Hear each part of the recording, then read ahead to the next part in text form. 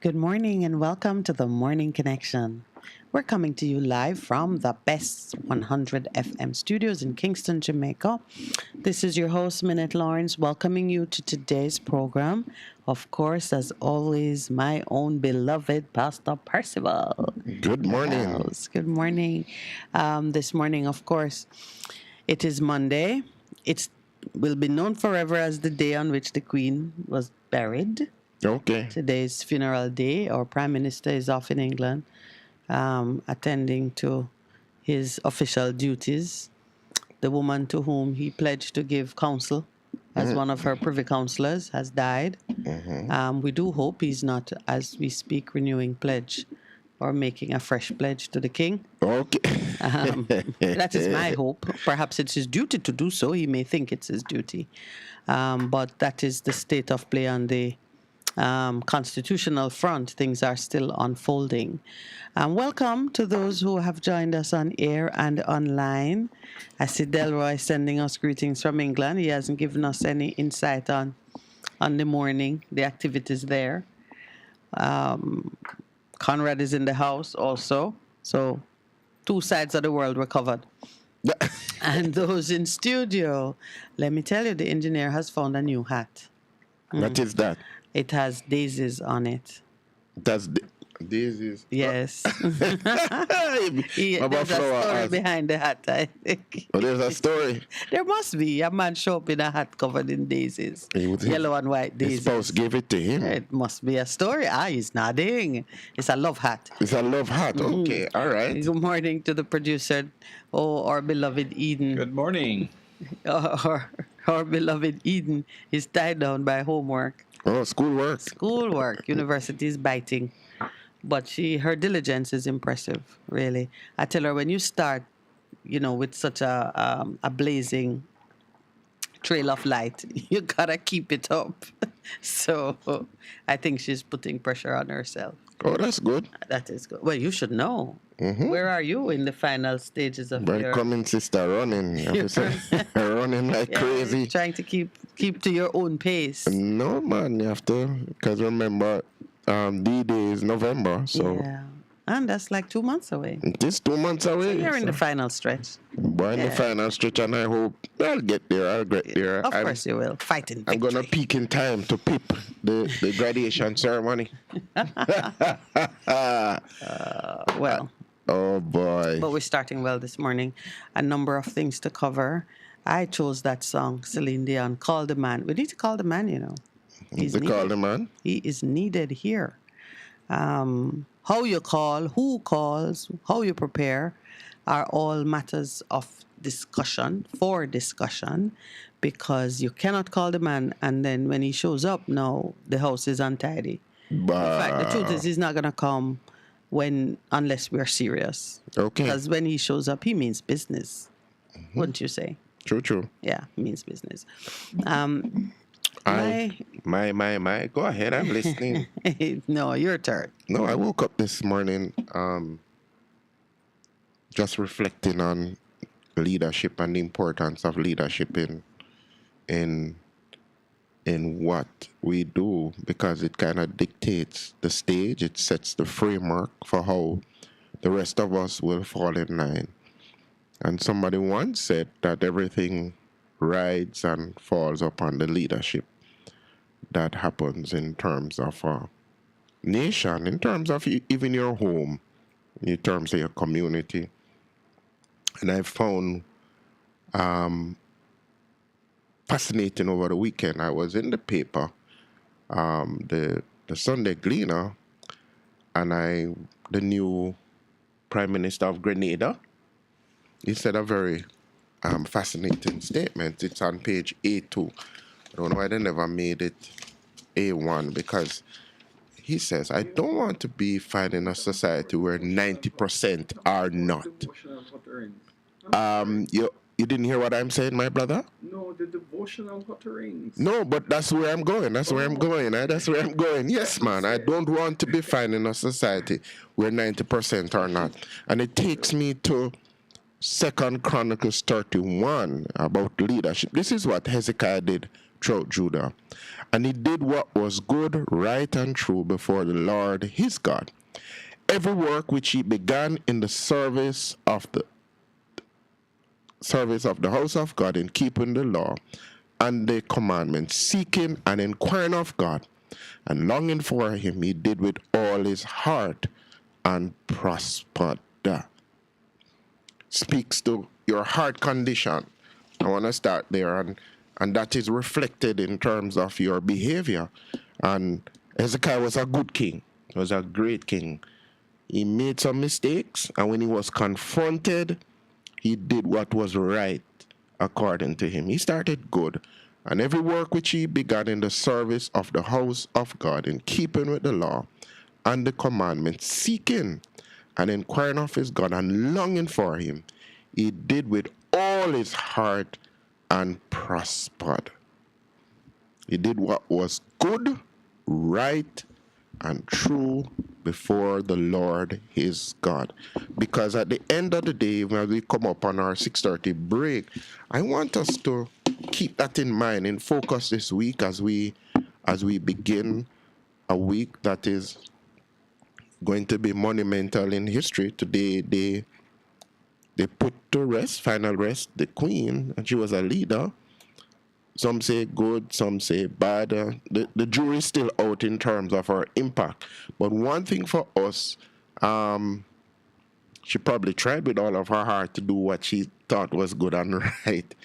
But it is reflected in terms of what your people say about you after you've passed. What will be your legacy in terms of your leadership? And it's time for the break. Good morning to all of Jamaica. A difference you can hear, a difference you can feel. Best FM 100 on your dial. Keep listening. People, are you listening? If you choose to remain at home after an evacuation order has been issued, you do so at your own risk. Get down, get down!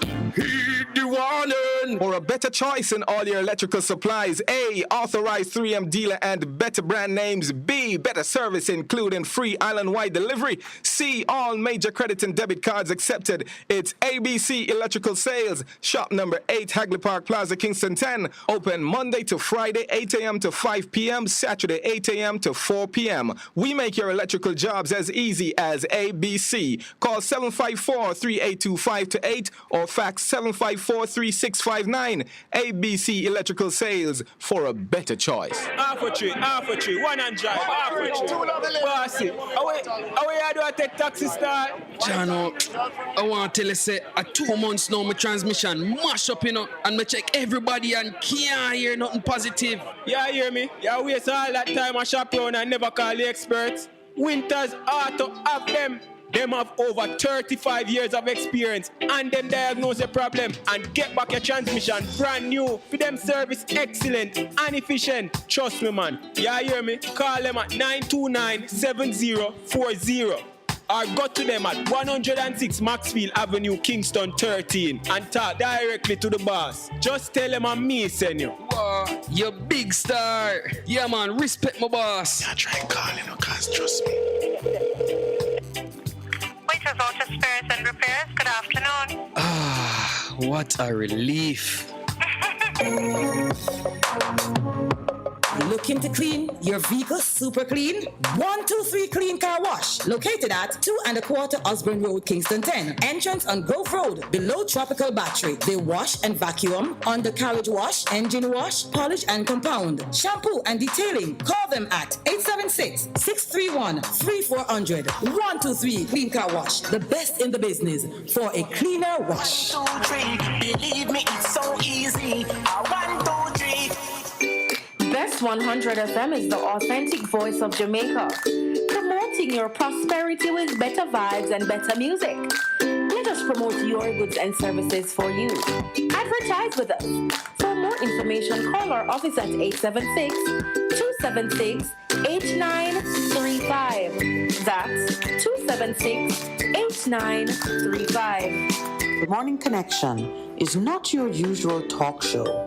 We aim to stimulate discussion and chart new paths to self-empowerment. So please join us, Minette and Percy, on the Morning Connection, Mondays to Thursdays, 6 a.m. to 10 a.m. on Best 100 FM. It's good, it's better, but nothing beats.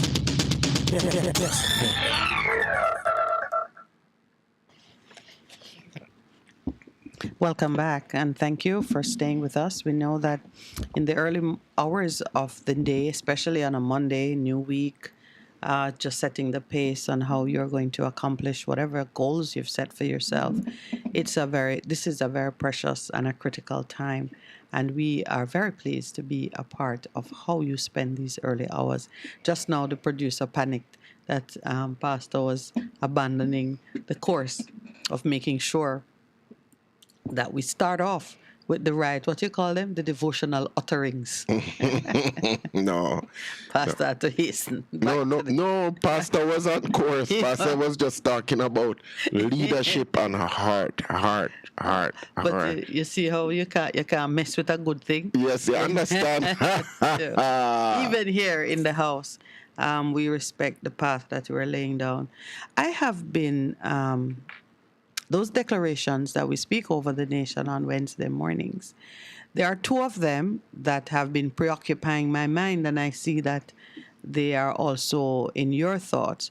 The first declaration we speak is, it is about the princes and leaders of the land.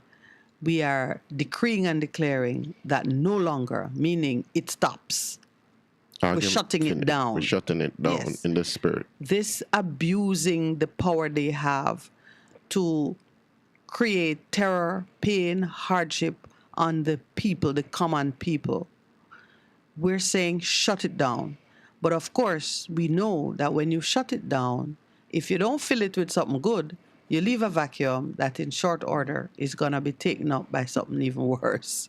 So when we say shut it down, we say replace it with ties, with relationships, with obligations, with a sense of duty. Ties that are unbreakable, coming out of love, respect, and equity. Let's just love one another. Love the common people. Look at the man down there who is having nothing nearly as good as the steak and potatoes you eat every day, for those who eat steak and potatoes. Or the salmon, which is virtually, you can't afford to buy salmon just so. I mean, I looked at a piece of salmon, and a piece of salmon that I would happily cook for my family, and people eat their fill.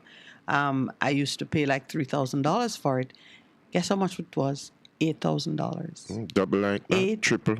$8,000, almost triple. $8,000. I'm like, what? I was trying to find out, was it caught by bears in the wild and then you had to fight the bear to take it? What happened? You make light, oh my What Lord. happened? Yeah, so I had to just tell them, okay then, please cut it.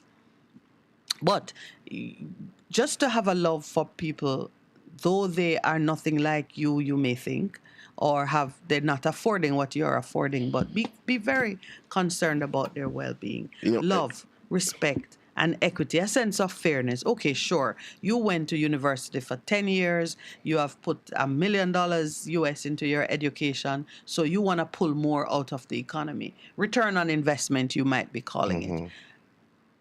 Pull your more, but please ensure that there is enough left behind. Don't carry it all away and save up some for your children and your grandchildren, while there is someone right there who has an immediate need. And that's the behavior we've been displaying. Leaders, people of wealth and position, are scraping it all, taking everything, nothing for the person who's standing right there and could pick up something, even a crumb from the table. But that was a very interesting concept with the Jews. They get a lot of lambasting. But they were saying, I was just going back over in terms of some simple rules that they gave them when they are reaping their thing. It says, hold on. Don't scrape up everything for yourself, Leave the gleanings that the poor, absolutely, the foreigner, and the poor among you, and the widow can come and they can still survive pick up something. Yeah. And that is a story of root and boards. And yeah. It's a principle. It's a powerful principle about equity, sharing, love, respect. And you see, we seem to think that there is some greater glory in packing it and going to the side of the road and say, come, receive. No, let a man go and pick up. Let a man go and glean from the field. Let him at least practice industry in helping himself. We are doing no good for each other when all we do with our well-doing, our charity, is to package it and put our branding or logo on it and give. And then we can say, oh, every Sunday, every Saturday, we are out in the field giving away. No, give the man an opportunity to earn it. Let him feel that he has contributed to his acts of charity, of love. Yeah. So, but if you can be charitable in a respectful way that leaves a person with their dignity. That's so important. So that is what we are decreeing. We have decreed it and declared it since January. We're now in the 9th month. This is the month when we give birth. There will be, what is it, labor. We're going to be laboring. And we continue to do that because this is very significant in terms of the Jews and the spiritual calendar, because it is now, I just encourage us to sow into what you want to see happen in this new year, this new time in your life. There are a lot of things that are happening on the spiritual calendar that some of us are not aware of. But one thing, towards the end of the month, the 26th and the 27th is Rosh Hashanah, which is the beginning of the new year. And they say now, time to sow, because you've harvested. Yeah, now we give birth in the new year. Yes, that's what it's about. So we're ready for more. Yeah, so we got to put it in the ground. Change. The other declaration, and I'm calling them out, Pastor, because in this week we will be speaking on them more. I think that is the urging I have in my own spirit, because as you just rightly said, we're moving towards planting, sowing. Yeah. So we can have another harvest in due course. So declaration number 5, we decree and declare that the hearts of our leaders, and you were sitting in there this morning, the hearts of our leaders and their bowels of compassion. So we're speaking to the center of man, the core of man, the heart and the bowels. That they be opened to hear the cry of the people and to respond. Again, it is never just one thing. It's not hear and press on as if, what was that? There was a noise. It's not just hear, but it is now to respond. Again, love, generosity, respect. You cannot leave those out, because if you're only hearing, you become those who see and don't perceive, who hear and don't understand, and that is a curse. Those persons are cursed, the ones who can hear but have no idea how to respond, what to do. You're in a state of confusion, such as we are now. You're seeing and hearing the violence. Some of the things that are happening are beyond immediate comprehension. But the response to it, we know it's bad, we know it must change, but we're not seeing effective interventions. So that is under the curse. We have been declaring a breaking of that yoke. Breaking the yoke. Because after you've heard, your response must be grounded in love. You must be generous. Not, yesterday we spoke about Comugin. Comugin, that's true. You can't be Comugin in your response. You must be generous in your response. We're going to talk about what generosity looks like when it is coming from the leadership of a country, and what love looks like when it's coming from the leadership of a country. And of course, respect. Respect. Prime Minister has been under a rightful drubbing for not respecting the Constitution. When you respect something, you take account of it, you give consideration to what it says, and you're careful not to trample on it.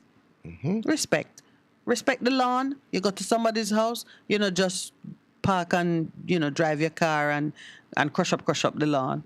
You can respect your environment by not littering it, throwing things, or you see something that shouldn't be in that place and you don't pick it up.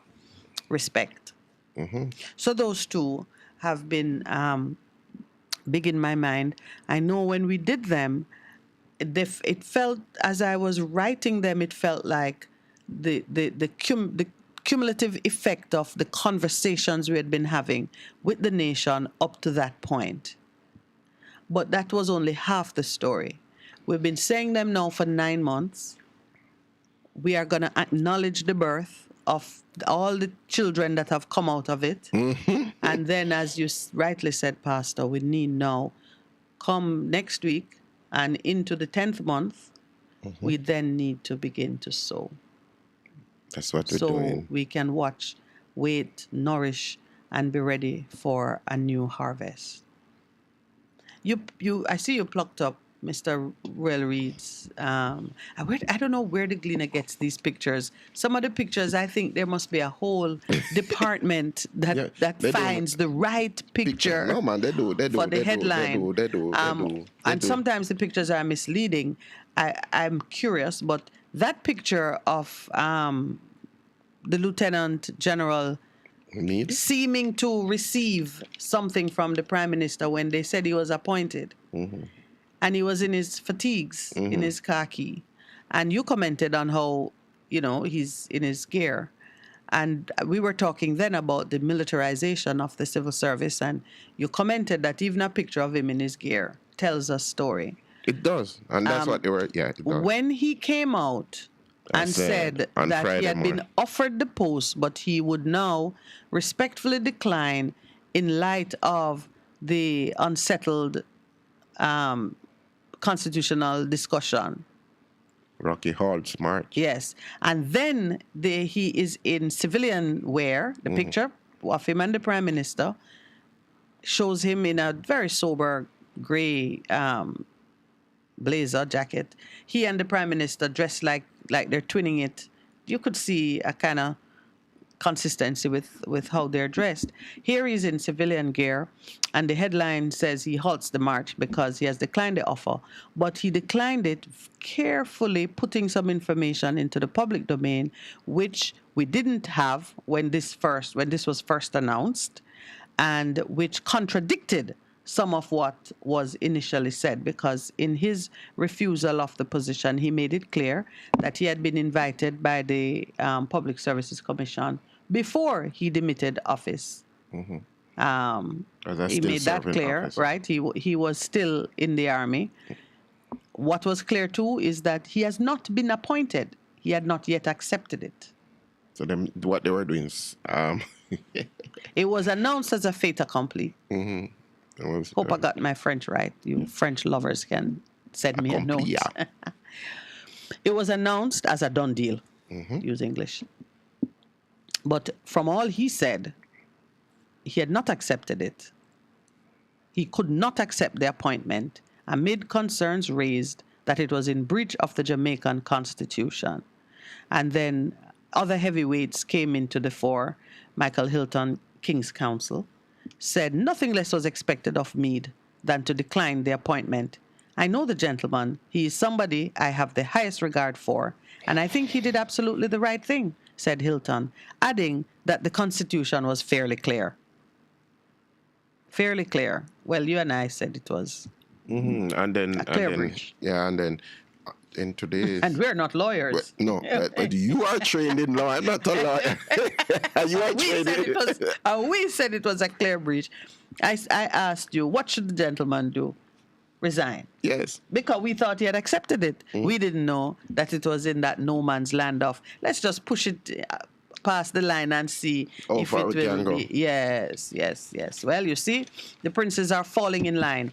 Rocky Meade is definitely a prince.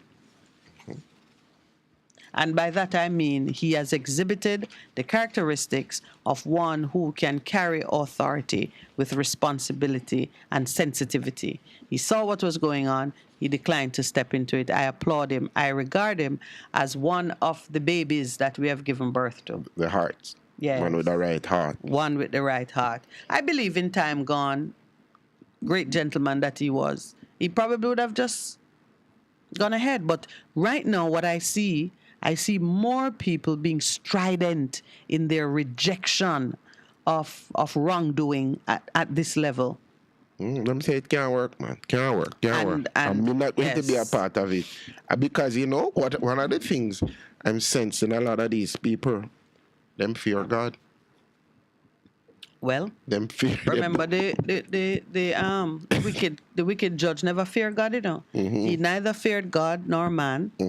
But when he saw the persistence, that takes us to another one of the declarations. When he saw the persistence of the woman who was seeking her justice, he said, you know, me not afraid of God, me not afraid of man. But you see this woman here? I'd better give her what she needs because one day she might stab me. He was afraid of her persistence. And we have to become more persistent. We gotta be audacious and persistent. Those are all parts of the declaration. So if you're feeling yourself growing some additional spine, don't worry. Get used to it. Percy and Minette are bringing it into being. That is the push that we're making. And I see it working, and I thank God for it. Yeah. So thank you, Lieutenant General Rocky Mead.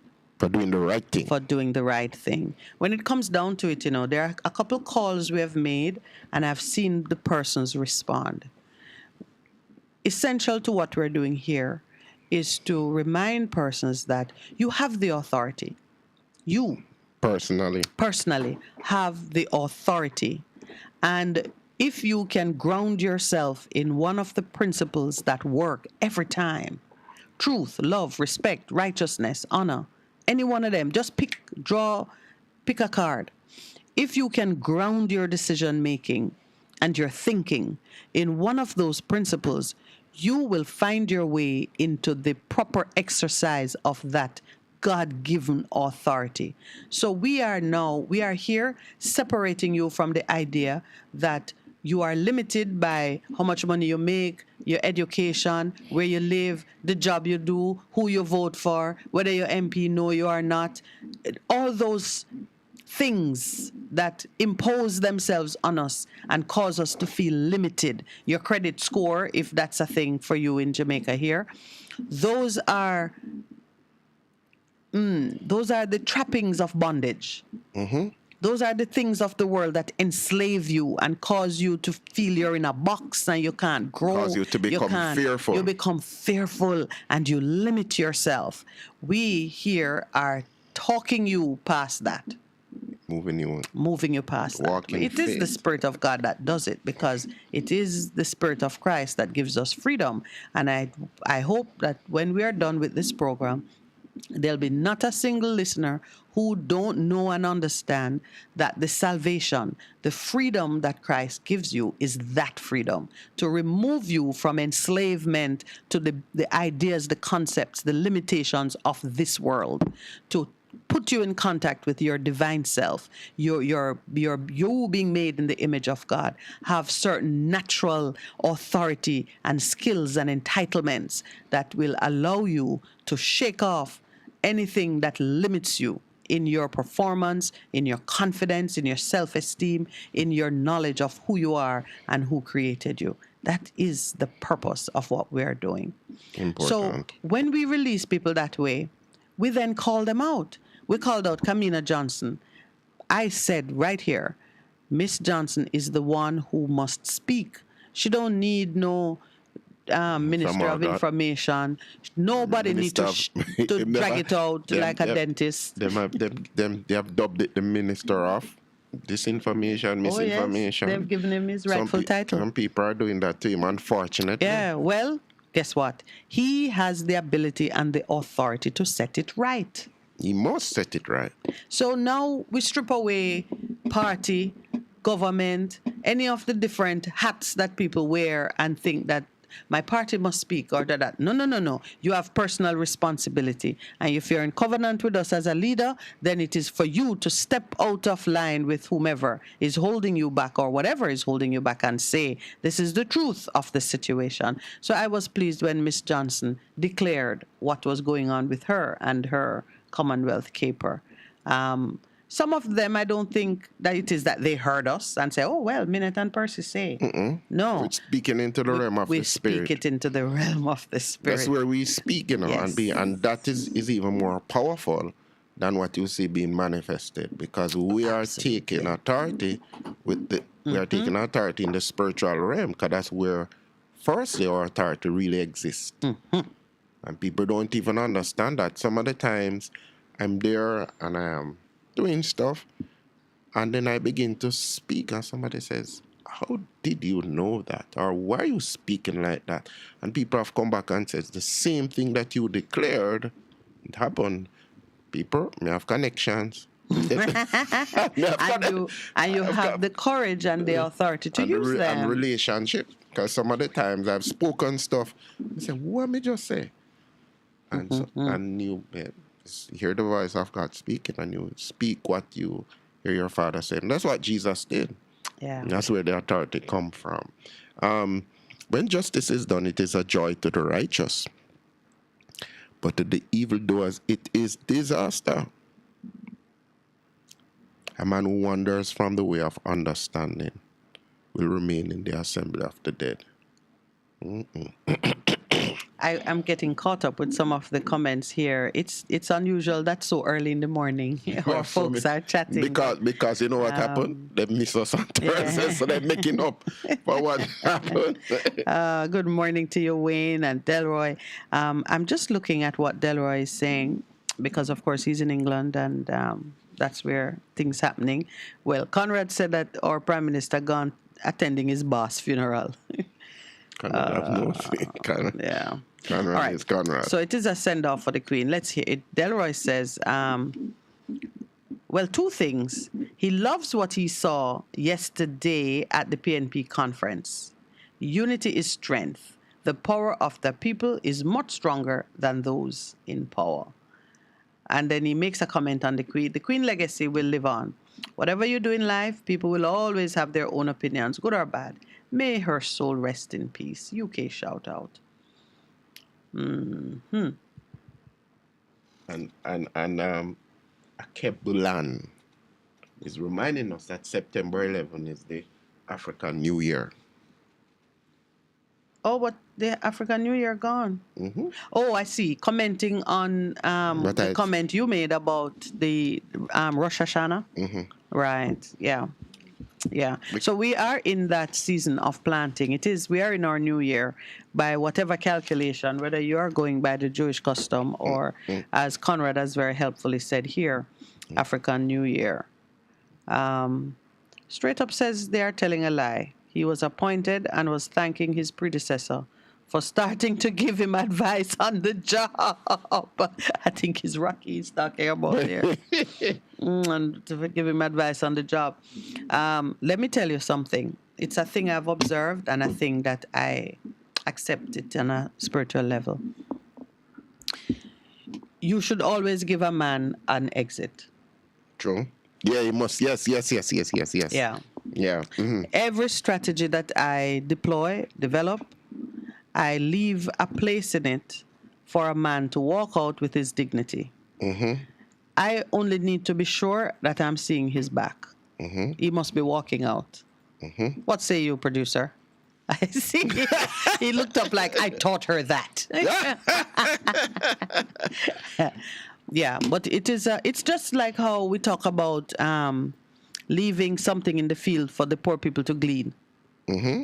You must always, because if he doesn't have that opportunity to glean, he's going to steal. You don't want him to steal. Yeah, but you know, I wonder if this gentleman is gone. Which one? Sam Mitchell. I must make some calls to my friends in Grenada and see if we can get him live, because he made some very significant statements, which I don't want to be found in a society where 90% of my people are not. This guy is a leader born after 1962. He's a young man. He's a lawyer. He's trained in law. And he just took a different view. He said, no, 2 months after deciding to enter public service, having spent 2 decades in private practice as a lawyer, 9 months later was being sworn in as Prime Minister in what appeared to be a massive return on investment in politics. He's 44-year-old. He received all his education in the region. He went to KV like yourself, and he said, he sees, this is what he says, he sees socio-economic empowerment, education, and stronger regional integration, especially one which makes travel interregionally much easier as key ambitions. Socio-economic empowerment, education. And he was born after he was 5 years old when the Grenada thing happened with Maurice Bishop.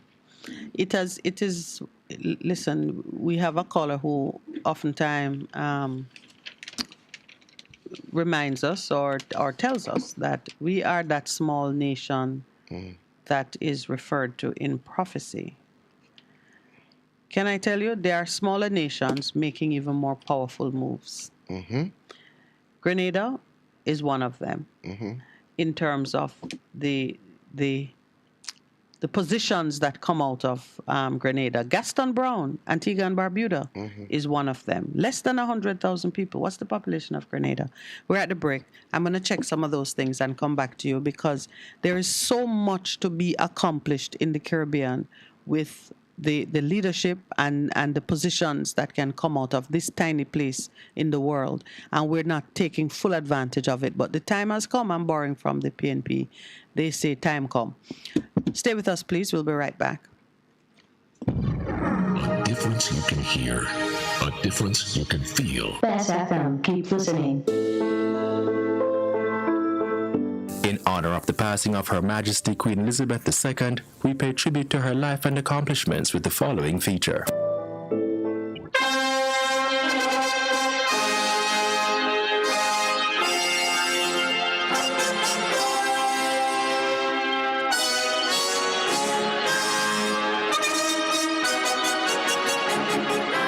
We join other countries of the realm in celebrating and saluting Her Majesty for an illustrious reign that has been marked by peace and has fostered goodwill among nations and peoples. Queen Elizabeth II was born Princess Elizabeth Alexandra Mary on April 21, 1926 in London to Prince Albert, Duke of York, later King George VI, and his wife, formerly Lady Elizabeth Bowes-Lyon. Her Majesty was just 25 when she acceded to the throne, making her one of Britain's longest-serving monarchs.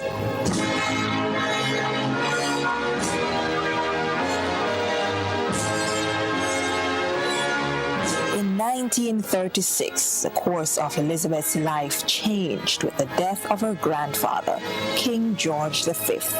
Her uncle became King Edward VIII, but he only ruled for 6 months. He was in love with an American socialite, Wallis Simpson. He chose her over the crown. Elizabeth's father was next in line. He became King George VI on December 11, 1936.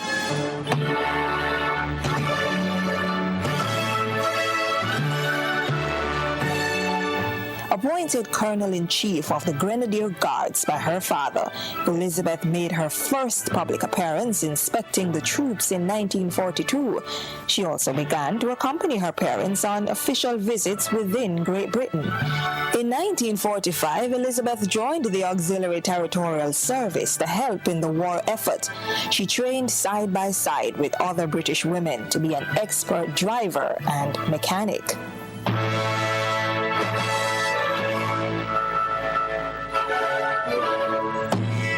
Elizabeth first met Philip Mountbatten, son of Prince Andrew of Greece, when she was only 13. She loved him instantly. They made an unusual pair. Elizabeth was quiet and reserved, while Philip was boisterous and outspoken. They got married in 1947. The couple had 4 children: Prince Charles, Princess Anne, Prince Andrew, and Prince Edward. On February 6, 1952, King George VI died, and Elizabeth took on the responsibilities as the ruling monarch. Her official coronation took place in June 1953 in Westminster Abbey.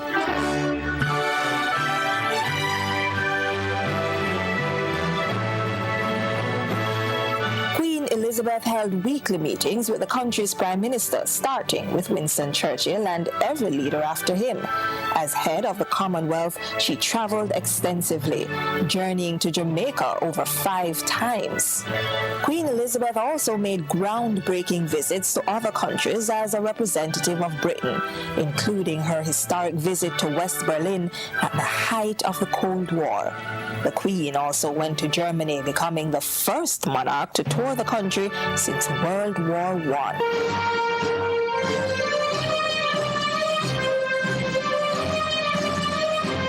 The head of state saw the monarchy come under several attacks during her lifetime, including death threats against the royal family and murder. Still, she maintained her quiet strength and ruled with dignity and grace. With the influence and demands of the 20th and 21st centuries, Queen Elizabeth modernized the monarchy. She dropped some of its formalities and made some of its sites and treasures more accessible to the public. She also welcomed the elimination of the civil list, which was a public funding system of the monarchy dating back 250 years. Her Majesty handled 430 engagements each year and supported more than 600 charitable organizations and programs. For me, as for millions of people around the world, her lifetime service to others is truly an inspiration. We pay homage to Her Majesty, Queen Elizabeth II. A production of the Jamaica Information Service, the voice of Jamaica. A difference you can hear, a difference you can feel. Best FM, keep listening. Warning, when there is a hurricane warning, button down, tie down, everything. Lift appliances and furniture off the ground and secure your valuable items. If you wanna boat, secure it on land and turn on your yard. If you a fisherman, make sure you turn off every breaker, and before you sleep, turn off your generator. Flooding, that is a real danger. If you live a gully bank, live a bank or low line area. If you see flood waters are rising, get out, get out. Heed the warning. If your land starts slipping and a sliding, get out, get out. Heed the warning. Hurricanes gonna happen, so be prepared. A message from the Office of Disaster Preparedness and Emergency Management. For a better choice in all your electrical supplies, A, authorized 3M dealer and better brand names. B, better service including free island-wide delivery. C, all major credit and debit cards accepted. It's ABC Electrical Sales. Shop number 8, Hagley Park Plaza, Kingston 10. Open Monday to Friday, 8 a.m. to 5 p.m., Saturday, 8 a.m. to 4 p.m. We make your electrical jobs as easy as ABC. Call 754-3825-8 or fax 754-3659. ABC Electrical Sales, for a better choice. Veteran Printers for all your printing needs. We specialize in calendars, flyers, brochures, and more. Call us today at 968-7506. That's 968-7506. Or visit us at 4 East Bloomsbury Road, off Hagley Park Road. Veteran Printers, your best choice in printing. Half a tree, one and drive, half a tree.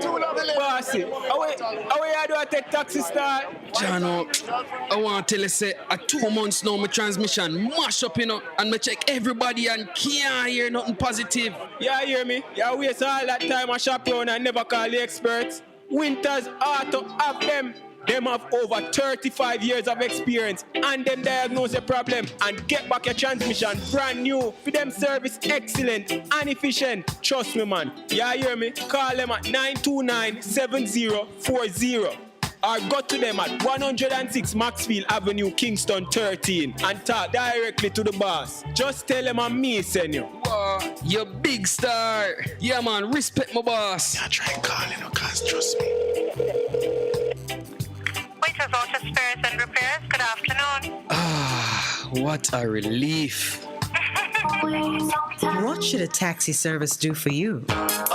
On-time taxi service is more than just a ride to the other side of town. The best taxi service. They offer clean and spacious vehicles, reliable service, and promise to always look out for their customers. They'll come when you call and take you where you want to go on time. Need a cab from anywhere at all. You can call us at 926-3866. We are something special on the road. Best 100 FM is the authentic voice of Jamaica, promoting your prosperity with better vibes and better music. Let us promote your goods and services for you. Advertise with us. For more information, call our office at 876-276-8935. That's 276-8935. The Morning Connection is not your usual talk show. We aim to stimulate discussion and chart new paths to self-empowerment. So please join us, Minette and Percy, on The Morning Connection, Mondays to Thursdays, 6 a.m. to 10 a.m. on Best 100 FM. It's good, it's better, but nothing beats.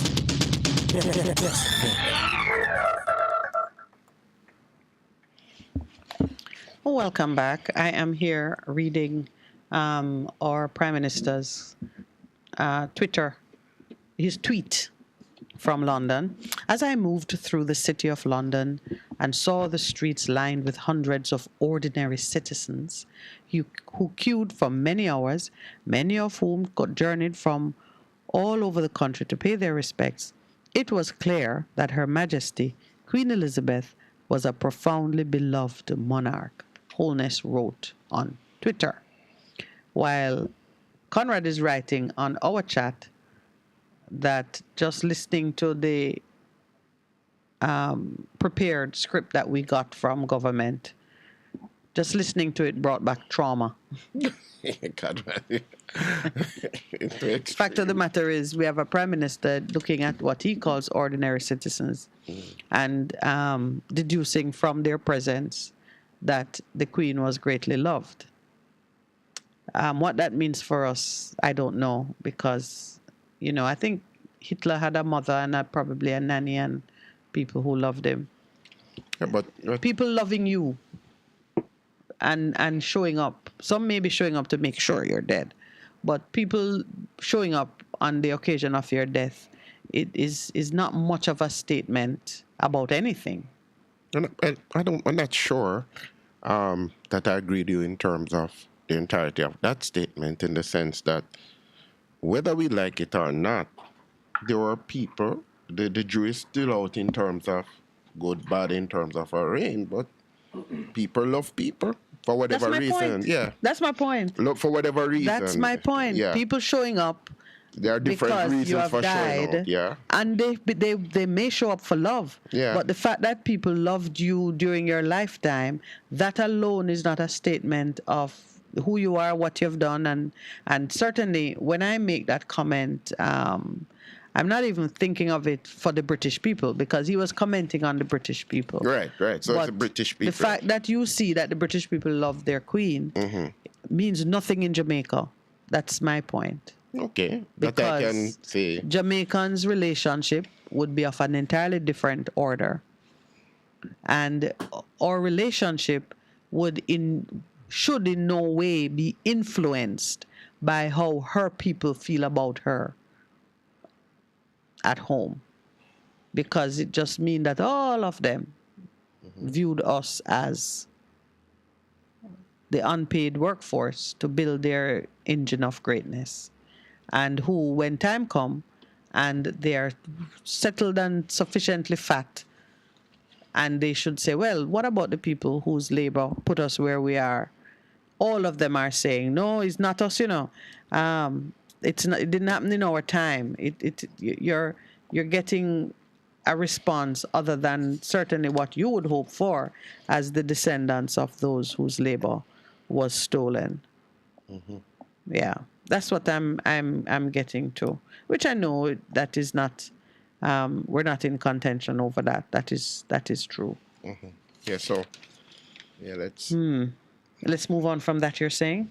I'm still trying to get a sense of the timetable for the various doings that would keep why we have moved automatically into saying King's Council instead of Queen's Council. Okay. I'm trying to see what it is that is happening at that level of the planning and the decision making. Because I know, I believe historically, as a matter of law, fact and law, it is not automatic under our constitution or even under customs.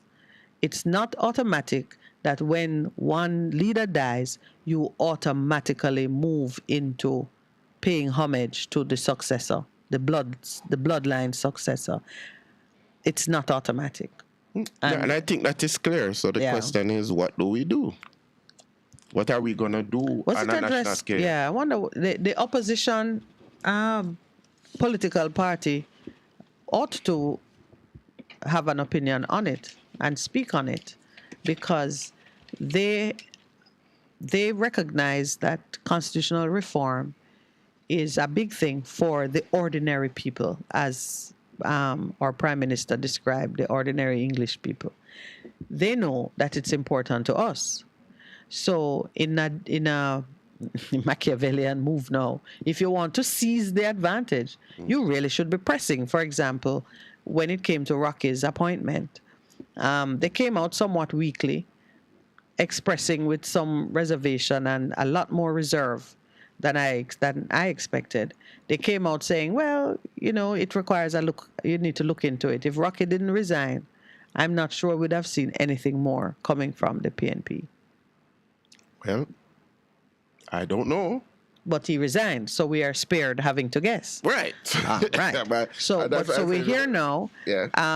I don't know what happened at the first sitting of the House of Parliament after the Queen's death. Mm-hmm. Was there a discussion of, so what happens now?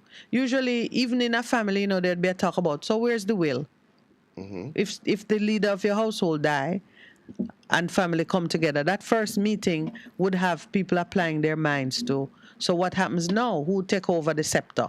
Do we just fall in line? And oftentimes, as you know, that's where the dispute begins. You can't find a will, or there's a will, like what it say, and people suddenly recognize that. But hold on, the person dead and in the ground, the one to whom I gave my loyalty and my pledge, is dead.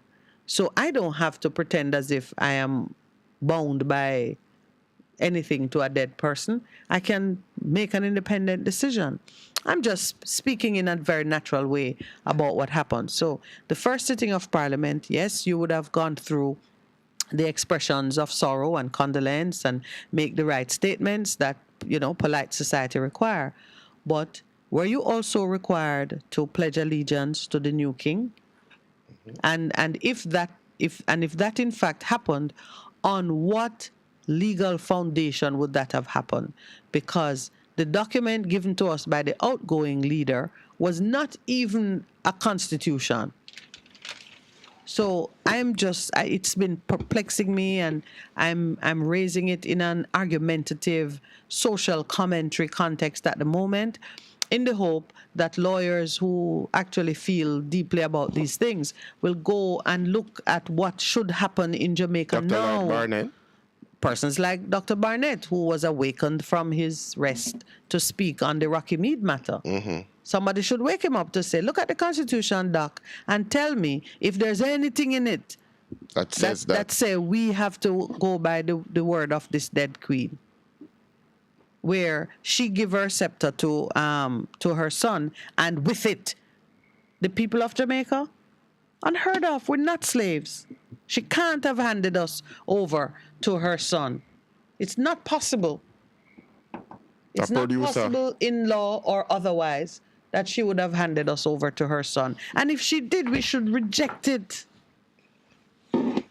So I am hoping, and if I don't hear enough from others, I will put my foot in the water. You put your toe in the water. Yes. I started to look at the Constitution, but a number of other things took me from it. But for example, I was looking to see what did it say concerning. I looked to see if there was any hardwiring of her family. In the Yes, because while you are fully dependent on them, monarch, the family is eternal. Okay. But when you have separated yourself by whatever artificial and incomplete means, but it is clear that they have taken you out of their planning and you're on your own, and their name on your paperwork seem to be just to open doors for you in the event that you stumble. There must be a point where the training wheels come off entirely, and usually this happens with death. Oh. If you look in the Old Testament, you see there are some things that are good so long as the priest who received you. In the refuge cities, for example, a man who escapes to a city because he's trying to escape the avenger of blood, his safe haven is good for so long as the priest who was in charge of that city lives. After he's died, you are... It's open season. There are so many things, you know. Death is the great interrupter. That's why we hate it. It shuts down everything. But that is why we live in victory, because he has conquered death. We have to find a man who conquered death and the grave. And the grave, yes. Yeah, so so I don't take it for granted, and I do not believe that our Constitution has anything in it which obligates us to continue under fiefdom after we're not under fiefdom. Under fiefdom, you have to pay tax. But to continue in this state after the Queen dies. Yep. This is the point where you don't pledge nothing new, you don't go back into it, and you set about making sure that the Constitution that you have is appropriate for your people. I don't think we need any referendum about republic or anything. Let's make it come now. I think time come now that you can just deal with it. The Governor General is currently unemployed because, and if the king employs him, it's for some purpose other than to be his representative on our paperwork, because we should not be pledging any allegiance to King Charles. Mm-hmm. As you talk about the Constitution, in today's paper, PM's called for trampling. Scolded for trampling the Constitution. Yeah. So he trampled it when he pleased him. Why couldn't he trample it for this then? In terms of... And just make himself... He become an instant hero. Yes. If him say, me not pledging no allegiance to no king. I want you to comment on the dispute over Royal Reed's payout, because confusion in the camp. The JC old boys have been left holding the check. Holding the bag. The check or the bag. Well, what's in the bag? Nothing in the bag. Yeah, they have to pay. They had to pay. I think it should remain right there. That's what I think. I don't think taxpayers should be drawn in to settle that bill to JC. What do you think? If taxpayers should be drawn in, no. Yeah. JC took the glory when he was minister. They never even let him go they kept him on extended leave so he could serve, and they could be associated with having their former principal or their principal on leave in charge of the ministry. That was a thing, wasn't it? Mm-hmm. Well, now that he's a disgraced minister, please pay the bill. So the whole thing was that the trust would have paid some as an advance. Yeah. Who fell for that? And then the trust says, no, we're not paid. And then what happened was that some old boys, all right, so we deal with it and the ministry give us back the 7 million. But what has happened, the ministry... No, hold on. The way you explained it a while ago, it sounded like how the Patriots paid for cabinas. Some old boys said, we'll deal with it, and they... No, but that's what is in that's what they are saying. Meaning the trust is the old boys. No, the old boys separate from the trust. So initially it would have been the trust. Yes. But some people raised Cain and said they don't think the trust should pay for it. Yeah. So then what happened? Some old boys said, okay, we'll do it because we're going to get back with money. So is the old boys trying to get back their money now? That was not my understanding. Well, my understanding is that the trust advanced it on behalf of government, and now you mean the 7 million? 7.2 or something like that. So the government paid 16.1. Yeah. And the 7.3 or 2 was to be paid by the trust. Mm-hmm. Okay. But and was paid by the trust, the JC Trust. Ministry of Education 16.1, JC Trust 7.2.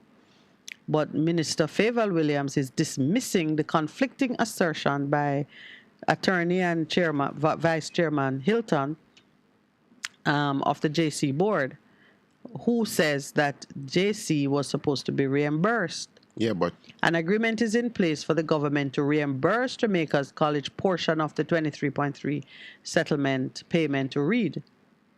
Mm-hmm. But yeah, so it's not saying that it's the old boys at that who time, paid it. When contracted, one of the JC old boys copied on the email said his clear understanding was that the trust would fork out more than 7 million towards Reed Serran's payment. The more than is 7 million is the 0.2. As an advance for the ministry to reimburse. Yes. At that time, there was a whole lot of vexation and anger about the trust money being used for that purpose, he recounted.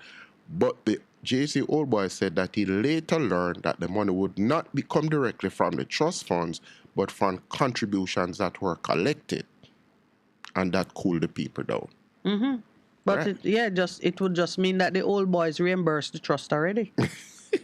But the trust paid it. It's clearly paid by the trust. Yeah, but why may I tell you? But I'm saying this is it's interesting that it's happening, but it is an unnecessary distraction. It is, because of the front page and I gleaner. Yes, man. It's an unnecessary distraction. JC Old Boys or Trust or whomever, they got good PR and benefit from their principal being in charge of the ministry for the years that he served without embarrassment. Now that it has been settled, and they too wanted their name out of the media, now then put it back in there with this stupidity. They want the taxpayers alone to bear all of it. It can't be that. That can't be right. Come on, guys. Mind you, as I say, it's interesting that it's happening. But this is one where I'm with the ministry. You've paid it already. Both sides were anxious to bring the thing to a decent closure. It's closed. The greater interest should be in why is Mr. Reed still out there in... Why is he still an accused person as opposed to an acquitted person or a convicted person? That is that I think is a major thing. That is what concerns us. That I think is a major thing in this instance. This happened in what year it is now? We're in 2022, and 2022 he was fired in. Is this 2021 or 2020 issue? When was it? I'm trying to see. No, we can't even remember. Yes. So it was settled, but it's unfortunate. $50 million. Diverted nearly $50 million from CMU to their personal use through a number of schemes, including one that mirrored the official career advancement program Youth Employment Solution. It's unfortunate. Not unfortunate. We just get it. Because we stand for a whole lot of things. And then when the horse gone through the gate, because to my own mind, you see the thing of corruption? It's because we are corrupt as people. If the natural body politic were people were honest and things, a lot of these things would not go through. Because some of the things we look at, we wink at it and we smile and we say, my time soon come. So me not stop a man from eating food. And this mentality about allowing everybody to eat our food has allowed us to be in the place. Because remember, 80 million, remember the gentleman was found with $80 million cash? who used to work at it was then National, the one that was doing the rural electrification, which is shut down and set up another company. What is happening with that case? What is happening with that case? Why cannot they not do a conviction? Well, when you say a conviction, maybe it's an acquittal. Acquittal, whatever it is. I go through the courts. What is happening with those things? I can't. I'm very sympathetic to the aggravation that people feel when they look at what is happening in like the court system. Yes. Administration of justice. But it's one of those areas where you get the fullest experience and understanding of the importance of fundamental rights and freedoms, because there, not one person should be prejudiced by either the rush to justice or a delay in justice. And what you see, how best to put it now, in that area of our national life is where you see and experience all of the shortcomings and failures from elsewhere. Meaning, you don't really know where you stand in society until you're charged with an offense and you have to get into the public system. If you are arrested and you have to go into a police station, you see the terrible conditions under which our officers have to work and give service, and you see the terrible conditions under which you will be housed if you can't get bail. Just starting with that alone. And then as you go deeper into the system, you begin to see more of where we have fallen short and can't really give our people the best experience. But it's 7:30 and I've got the break signal twice, so. A difference you can hear. A difference you can feel. Best FM, keep listening. Warning, when there is a hurricane warning, button down, tie down, everything. Lift appliances and furniture off the ground and secure your valuable items. If you wanna boat, secure it on land and turn on your yard if you a fisherman.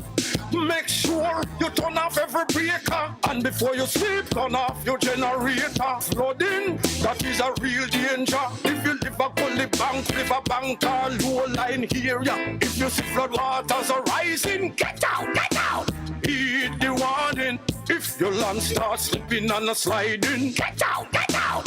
Heed the warning. Hurricanes gonna happen, so be prepared. A message from the Office of Disaster Preparedness and Emergency Management. Veteran Printers for all your printing needs. We specialize in calendars, flyers, brochures, and more. Call us today at 968-7506. That's 968-7506. Or visit us at 4 East Bloomsbury Road, off Haggard Park Road. Veteran Printers, your best choice in printing. Half a tree, one and drive, half a tree. Bossy, away I do I take taxi start? Jano, I want to tell you, say, 2 months now, my transmission mash up, and I check everybody and can't hear nothing positive. Yeah, hear me? Yeah, waste all that time I shop around and never call the experts. Winters Auto have them. Them have over 35 years of experience and them diagnose the problem and get back your transmission brand new. For them service excellent and efficient. Trust me, man. Yeah, hear me? Call them at 929-7040 or go to them at 106 Maxfield Avenue, Kingston 13 and talk directly to the boss. Just tell them I'm me, send you. You big star. Yeah, man, respect my boss. Yeah, try calling her, cause trust me. Waiters, Auto Spares and Repairs, good afternoon. Ah, what a relief.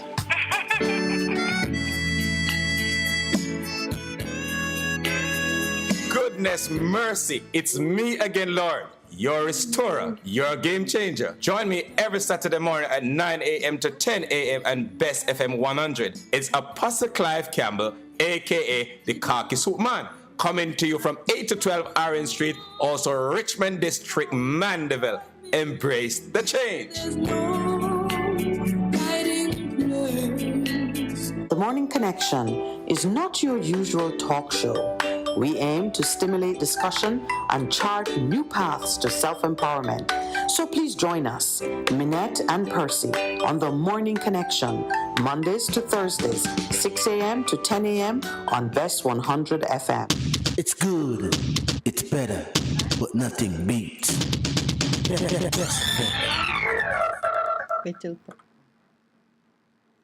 Welcome back, and thank you for staying with us. Just before the break, Pastor Percival raised an issue which is an important one. It pertains to the administration of justice and the extent to which cases are delayed in prosecution and either compound the injury to an innocent person who has been charged, or it exacerbates the problem for those in the society who have to live with repeat offenders or persons just not even knowing that some of the things already before the court should affect their behavior. One of the reasons why the courts practice their business in public, meaning anybody can walk into any court in Jamaica, sit and observe what's going on. It's called a public hearing because if you're sitting there, it's where you learn. A lot of the village lawyers learn their law being jurors and sitting in court and visiting court. Is good entertainment too if you have time for it. Good entertainment. Oh yes, let me tell you, between the judges trying to get the citizen to fall in line. I mean, you go to courts where nothing looks right in the court. It's a shambles by any stretch of the imagination. And a man will come up and a judge will lecture them sternly about either the posture or the way their clothes are. The person clothes is a poor person dressed as poor persons would, but the judge is trying to pull some, dignity, decorum, and elegance out of the individual. Yes, sometimes judges they look up and they see a man and they or a woman, or they see an attitude of resistance or lack of or disrespect, or they see something and they decide that, you know what, enough. Everybody else got away with it this morning, but this one here, and you hear the exchange. And many times you see what I like going to, like even the parish courts. And sometimes the producer goes with me, and I know that he loves it. He could write a play of the things. What I like about it is to see the natural dignity and authority of ordinary people come to the fore when a judge is unreasonable. Mm-hmm. Forgive me an instance. Someone not for airplay, but can you think of? Just imagine you and your child in a tussle about something, meaning you are laying down the law and they know something in that law not right, and they're giving you back. Okay. They are respectful that they know you can punish and you have, but they're finding a way to give it back to you. Sometimes it's very humorous. And sometimes, I tell you, to the credit of the judges, and a lot of them are females, sometimes it just breaks down into laughter. I with the judge say, all right. Because you see the person, you see the dignity of the individual fighting through between broken English and bad grammar and just simple human logic. Mm. All of us have. All of us have it. Naturally. And it goes back to your point about taking responsibility for yourselves, not allowing the system or the narrative of fear to call you down, but to stand up and say, me have a right to be here. Oh, yes. Me have a right to be here. I have feelings. I am counted. My voice have weight. My position have impact. It's just something else to see it. And on just reflecting about that simple point that we have made, it's something that amazes me when I read scripture in terms of the fact that you as an individual, a simple individual who them say don't have no university training, can come into the presence of God. You remember the case of that Pharisee who came and was telling God about all of the great... This is the man praying in the town square. And doing them things and declaring. And then this little man come and say, boy, me need mercy right now, so I am just simply be merciful to me a sinner. And Jesus says, which one of them you think the ultimate judge heard? The man who said, back to the heart. Have mercy. Back to the heart. And I don't want us to lose that in terms of all the different musings you hear us talking about. The fact that you have a place, you have a right to be here, you have a right to be heard. And God has not taken that away from you as an individual. The systems would want to shut us down. Shut you down and things. And that is why God says, I use the foolish things to confound the wise. He does that because he recognizes that I've created you in my image and in my likeness. So it means that there is in you a part of me. And when we recognize that, it helps us to rise up and to become responsibility to take charge of the circumstances and the situation. And that is the call that we continue to make on this program. Another call that I will, in shifting gears now. Don't shift it too far because we have this. Right. Go, you just talk and then I want to shift gears. Go back to leadership. Okay. All right. So I was explaining to you that the administration of justice through the court system and public trials and so on, that's the place where you get to see a lot of the weaknesses from other parts of the society. I don't know if it were an organ in the body, I don't know what it would be, the gallbladder. Bitter. And you drew my attention to a story by Barbara Gale highlighting the fact that murder convicts are now filing claims against the government for delays in the prosecution of their cases.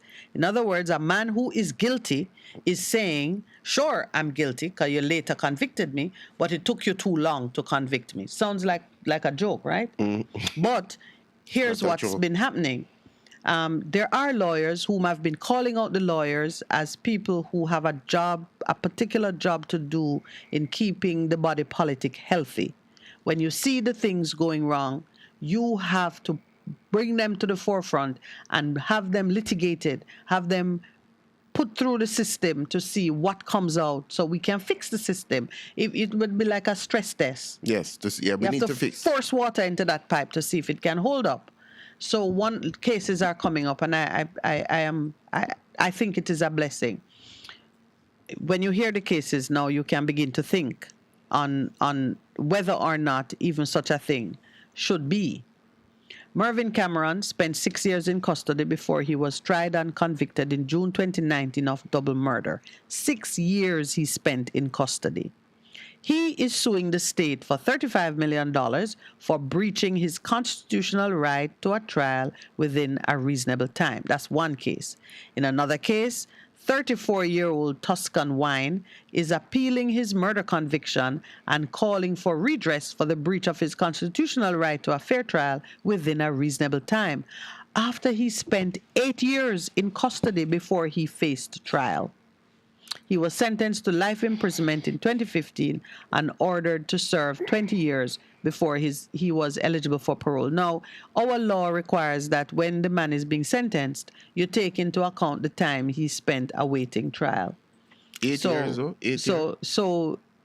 But he got life, and he's to serve 20 years.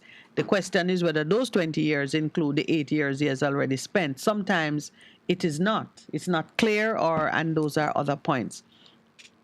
The Constitution states that trial must take place within a reasonable time, and 8 years is not a reasonable time, one attorney has said.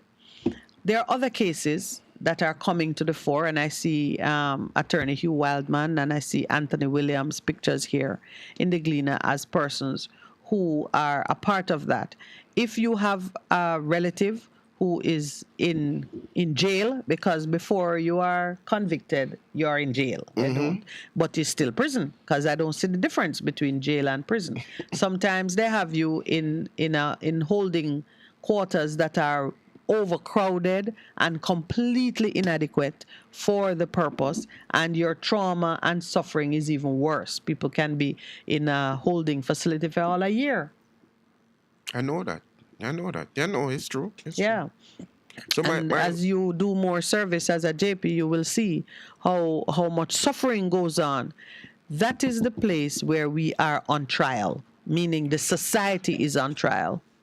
Yeah, because some of the times, hearsay and after time they throw it out, but that is aligned to what happened when with the holding of people without any hearing at all, and then it went to the Constitutional Court and they threw it out with the states of emergency. Remember, isn't that a similar thing? You hold men and there's And no... then, yes. Yes, that's what it... That Then no, yeah, but we don't have a fund or a law that deals with automatically giving people damages for redress when that happens.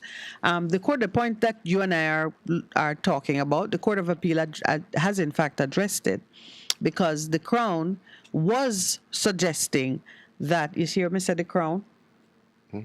So hopefully soon we'll say the Republic. The Republic was suggesting, yes. The prosecution was suggesting that the fact that you take into account time spent before trial when after you have convicted is an appropriate approach. And the Court of Appeal said time spent in pretrial custody and redress for a breach of the right to a fair trial within a reasonable time are two discrete issues. The appellant was entitled, they said, to separate redress to vindicate the breach of his constitutional right from the allowance made when he was finally convicted. So it is a breach if you are not dealt with on a timely basis. I mean, we have a petty sessions charge for using the spectrum. Petty sessions? Petty sessions charge that's been going on now for over 2 years. 2 years. A petty sessions? Yes. Not a murder trial? Not a circuit thing? No, petty session. Petty session. So why it takes so long? And we are at 2 years. 2 years. That just underscores the point we are making. Something wrong with this justice system. And where you do have justice is the worst thing you can do to people. Because where justice is delayed, what happens? Denied. Yeah. Yeah, so... And that's why those constitutional claims are important, I think, will succeed. But then now you come to the damages, because damages, which is the amount of money that the court agrees you should get to compensate you for the breach of your rights. The amount of money reflects the court or the nation's view of your value. Let me give you an idea of something. Mr. Matalan, one of the undisputed princes of this land, I think is the young Matalan, Joseph. Joseph M. or which one? The young one. Well, the living one. Little Joe. Joseph Matalan had been disparaged in some writings, publications concerning the meltdown of the ICD Matalan financial company. The suggestion, there were just some unfortunate language suggesting that wrongdoing, and some, I don't even repeat it because it was really terrible. It's like when you see a bank fail and you suggest that the chairman thief the money. Okay. Yeah? You're careless in your talk about those things. Or like when, the government pull down carousel and then arrest the directors as if the directors did something wrong. Okay. So language which disparaged the man and was rightly found to be libelous against the publisher. When the time came for damages to be assessed, how much money you think Mr. Matalan got? Hundreds of millions. All right. Mr. Matalan got mostly 4 million Jamaican dollars. Between 3 and 4. But I can tell you it was not 10. Okay. But that was a long time ago. No, when you say long time ago, anything within our lifetime is still new. No, a long time ago, like 2 or 3 decades ago. No. It's not long time ago like that. So you got $4 million. The damages were assessed at what I said was a very low level. So I said, but my Jesus, if Mr. Matalan, who is undoubtedly a prince, if the Jamaican courts don't think a loss of reputation for him is worth more than a couple million Jamaican dollars. When I tell you it never come to 100,000 US. Okay. So it's that kind of time frame. So you get over the hump of liability that everybody agreed that yes, But then in terms there's a of... problem. But when they come to place a value on it, and I look at it and said, if Mr. Matalan don't rise to a certain level, So what about me and you? what would happen to us? 1 cent for you. 1 cent. Coal in your stocking. So you have that to deal with. That's why even when you see the Chief Justice calling for disbanding jury trials and saying that, the judges have to do all the work anyway, which was always the case. Jury trial come from when people were illiterate. In England, trial by jury, the jury was illiterate. The judge still had to do the heavy lifting. That's nothing new. Yeah, but you said illiterate, meaning that them don't have no sense. They can't read and write. So all of the arcane principles of law and concepts that the Chief Justice said the judge have to explain to the people anyway. It was always the case because the people had neither access to the learning nor the ability to consume the learning from source. Somebody had to tell them that this is the principle. If you've been listening to the Chief Justice's defense of his recommendation, but somebody seems to be agreeing with him in the paper on the weekend. Yeah, because they're seeing it as a solution to what you and I are talking about, the delays in the court and the problems in processing cases. Okay. Many persons will see it as a solution. But is it really a solution? But that becomes the question. There are cases where there's never been a judgment, written judgment. And the producer is reminding me, your mic not open. There are cases in which you have not had a written judgment, but they have moved on it. Yeah. Yes, I think we have at least 2. We have one such case. There's never been a written judgment. Judge promised he's gonna write something by January 2019. Up to now, you don't get anything. And up to now, he has not written, but the case has gone all the way through the system. So that work out now. That's one of the problems in the system. That's why I speak as I do. That's why I fight against it and speak up, so that someone who has a heart, a conscience, one of the princes will hear the cry of the people. You wanted to shift gear. Don't bother forget the gear that you want. No, leadership. I'm just talking about, continue to speak about leadership and what leadership thinks about people. Because what you think as a leader will drive the way that you behave. Is that true? Yes, that's why you're so drawn to Dickon Mitchell's statement, the Grenadian Prime Minister, who says, I can't be okay when 90% of my people are not.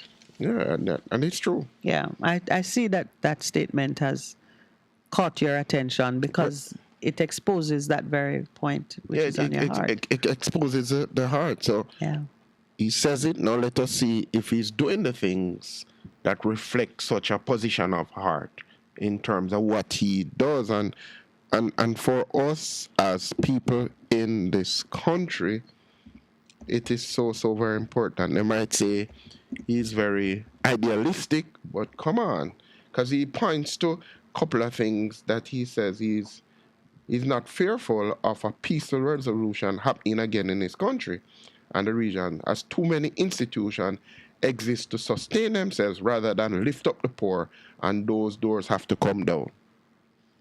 Isn't that interesting? Yep, and he's in a great place to bring them down. Yes.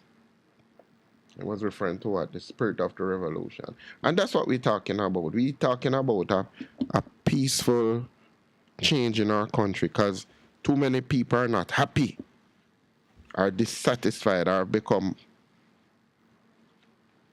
apathetic in terms of their response in regards to it. And so leaders have to come to the fore.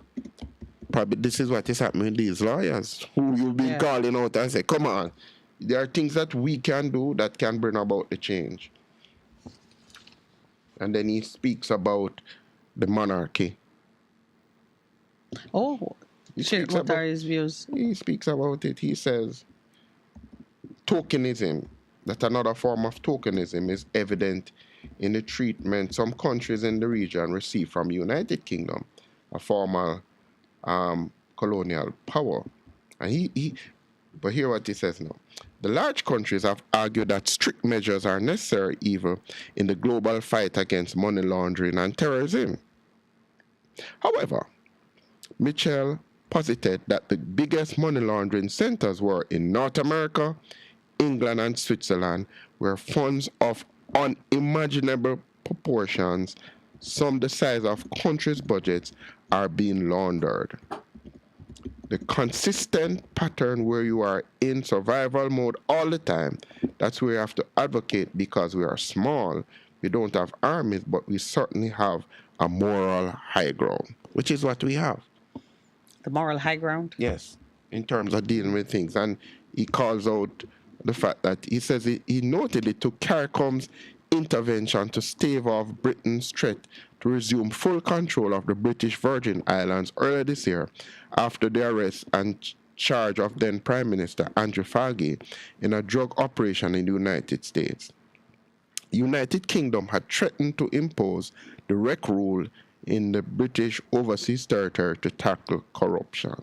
It says, yes, there's corruption, but doing that is going backwards in regards to that. And he says, Britain has no moral authority to raise questions about political and governance standards given its own experience, adding that the threat is a reminder to the leadership of the black and brown people that imperialism is an ever-present danger. And he made the point that Does he mention whether or not he swore allegiance to King Charles? I don't know if he did that. I don't know.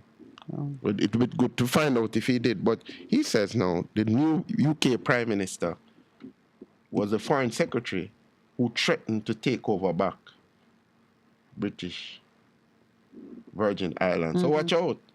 Yeah, but I don't know if giving credit to CARICOM is in fact. Remember that I was following it closely. The British Virgin Island people were given the option of putting together a committee, which they did, and that staved it off.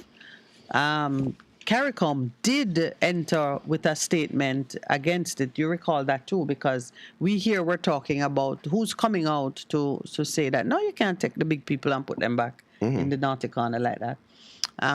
So CARICOM did speak up against it. I am pleased that he regards CARICOM's input as being influential. Because it is, well, listen, I've been here trying to get the population of Grenada, and it looked like Google don't even want to entertain me. What's the population of Grenada? From Google. I keep putting it in the search engine, and it keep bringing me back to the British Empire. Isn't that amazing? No matter what I do, see, you see me here distracted, putting in. All right, Lowell is going to get it for me, just to give you a sense of. See how many times I have it there. Just to give you 112. 590. Look at that. That's less than Portmore. 112, and that's 2020. So some have died and some more or less. So that's the population, 112, 519. Let's assume a few babies have been born, although some have died too, because COVID. This is smacking at the time of COVID. So the body count would need to be adjusted. So that's Grenada. And then you have Antigua and Barbuda. I wanted to focus our attention on the size of their population. As part of discussing impact. In terms of punching above their weight? We have Gaston Brown. Gaston Brown was the one who brought... Who called out Jamaica. Yes, and they're less than 100,000 people. Antigua and Barbuda. You had given me the overall population of the Eastern Caribbean states. OECS? Yes. It's fairly small. Antigua and Barbuda is 97,000. 97,928. Really, you could plan an event in Jamaica and exceed that number of persons in one place. True. Yeah. You could plan 1,000 strong. Right, 100,000. Can't be wrong.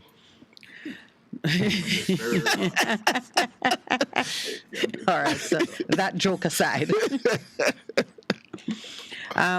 I make mention of their size, not to mock them or to say, because look at look at Percy and I speaking on this program on a station that is not the number one station.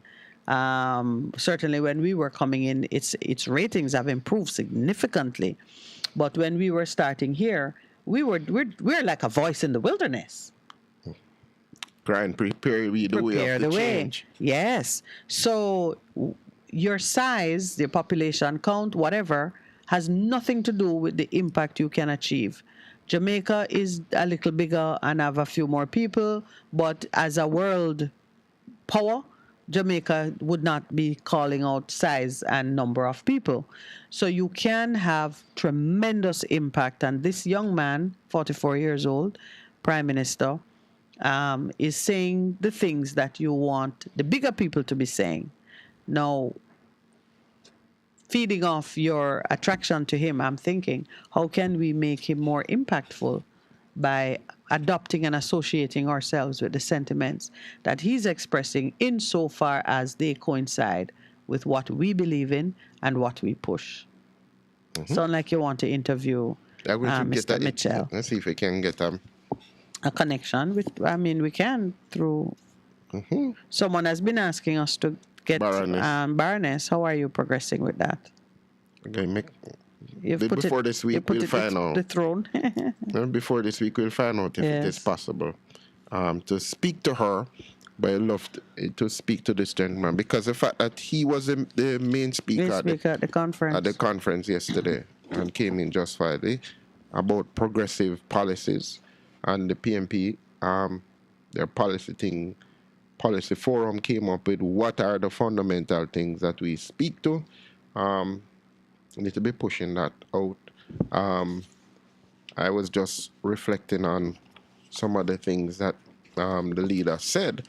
That's Mr. Golden in terms of what it is they're about. I want to. Justice is one of the things. We will be going to. Try see if we can get. Yeah, we're gonna go to our callers in a little while, but before we do so, and before we take our 8 o'clock break, we are blessed to be offering hurricane tips from one of the companies that supports our work here. The following Best FM hurricane tip is brought to you by Barry's Hardware of 15 Chandos Place, Papine, Kingston 6. If we don't have it, we will source it for you.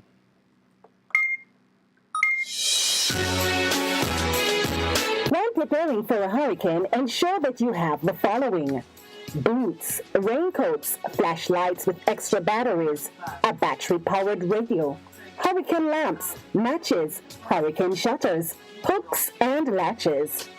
Keep plastic bags, nails, a hammer, and other tools handy. Have on hand simple first aid supplies such as band-aids for covering cuts and bruises, hydrogen peroxide or a small bottle of mercurochrome for treating minor cuts and bruises. Do not forget to stock 4 to 5 days supply of food that does not need cooking or refrigeration. Example, canned foods. That was your Best FM Hurricane Tips for today. Your Best FM Hurricane Tips is brought to you by Barry's Hardware, 15 Chandos Place, Papine, Kingston 6. If we don't have it, we will source it for you. A difference you can hear, a difference you can feel. Best FM, keep listening. I'm Debbie Russ with the BBC News. The late British monarch, Queen Elizabeth, will be laid to rest in a few hours, 11 days after she died at the age of 96. About 2,000 people will attend her state funeral at Westminster Abbey, including numerous kings, queens and presidents. Our correspondent Alan Little is in the Abbey. I can look from here right down the entire length of the Abbey floor all the way to the west door, the great west door through which the procession will enter the Abbey and the Queen's coffin will be borne in. I can see just below me the very poignant sight of the little blue draped catafalque on which the Queen's coffin will rest. For such a grand location, it's surprisingly intimate. The chairs on which the royal family will sit are so close to where the coffin will repose that they could almost reach out and touch their mother's coffin. So it will be a grand state occasion, but it will also be mixed with the very intimate, private sorrow of a grieving family. Crowds in their tens of thousands have thronged to central London, lining the routes that the late Queen's funeral procession will take. Many camped out overnight, bringing sleeping bags, flasks of tea and even stepladders. Over 10,000 police have been deployed to manage the crowds. President Biden has said he would send US forces to defend Taiwan in the event of an invasion by China, marking his clearest statement yet, outlining how Washington would react to such an event. More from our Asia-Pacific editor, Celia Hatton. Speaking to CBS News, Mr. Biden stressed it would be up to the self-ruled island to make its own decisions about its independence, although the US was not encouraging such a move. China's foreign ministry said it reserved the right to take all necessary measures in response to activities that it said would split China apart. For decades, the U.S. has maintained a position of strategic ambiguity on how far it would go to defend Taiwan. The Taliban in Afghanistan say they have released an American engineer in exchange for the United States freeing a senior tribal leader linked to the group. And Barasanati Rajan has more details. The Taliban minister said in return for the release of the American national, they received Bashir Nursai, who was sentenced to life in prison in the U.S. on drug trafficking charges in 2009. Mark Frerichs, a U.S. Navy veteran who worked in Afghanistan for a decade on development projects, was abducted in early 2020. American officials have not yet reacted to the prisoner exchange. But President Biden had demanded the immediate release of Mr. Frerichs. U.S. prosecutors said Mr. Nurzai, who ran a vast opium-growing operation in Kandahar province, provided money and arms to the Taliban to carry on with its drug trade. This is the World News from the BBC. One of the biggest storms to hit Japan in recent decades is continuing to churn across the archipelago, forcing 9 million people in the west of the country to evacuate their homes.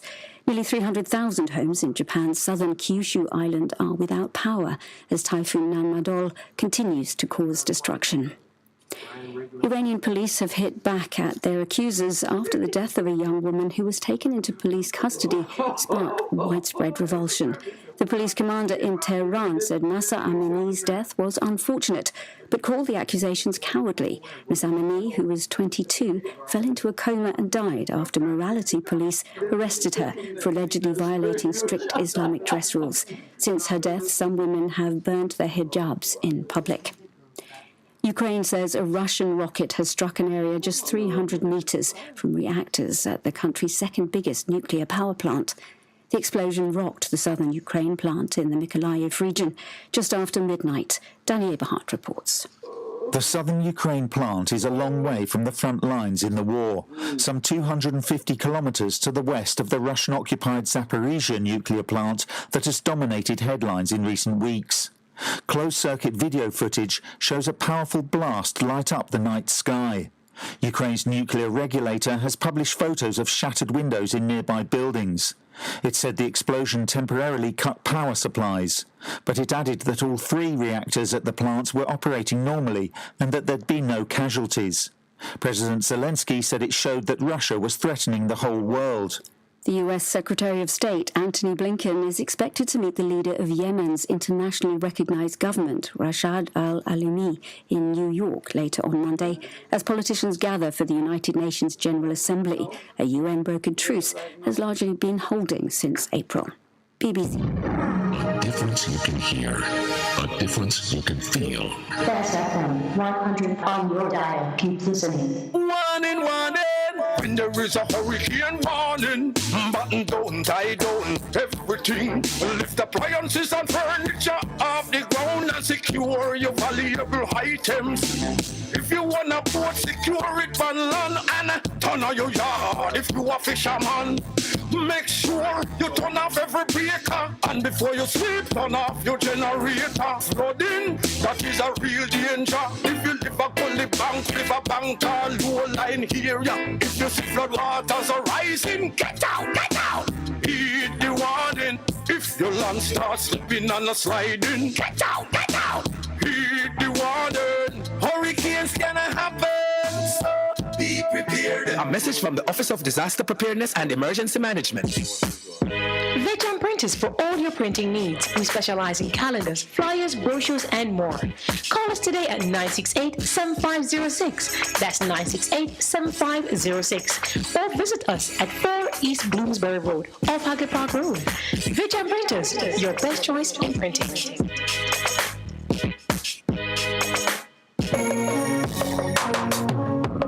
Looking to clean your vehicle super clean? 123 Clean Car Wash, located at 2 1/4 Osborne Road, Kingston 10. Entrance on Grove Road, below Tropical Battery. They wash and vacuum, undercarriage wash, engine wash, polish and compound, shampoo and detailing. Call them at 876-631-3400. 123 Clean Car Wash, the best in the business for a cleaner wash. 1, 2, 3, believe me, it's so easy. 1, 2, 3.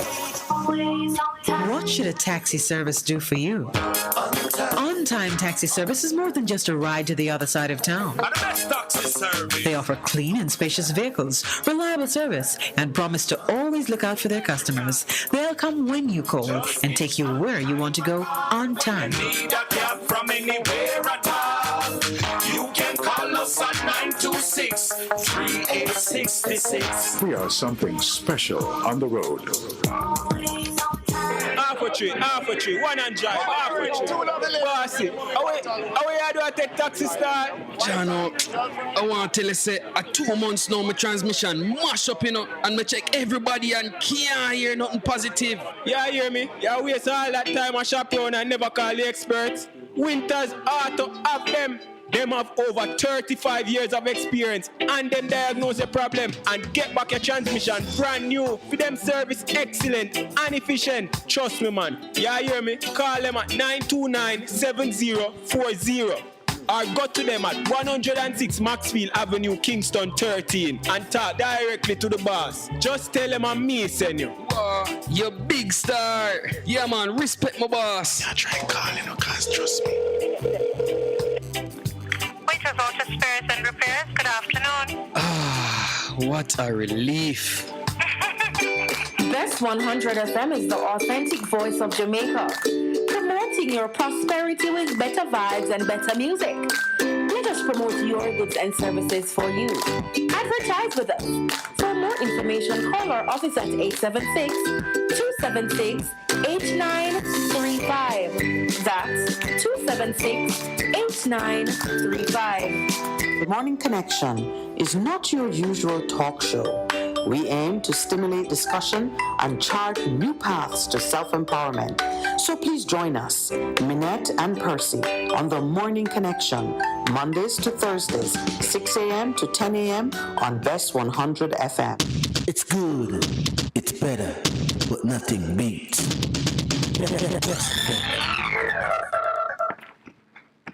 Welcome back. We are in that segment where the lines will be opened.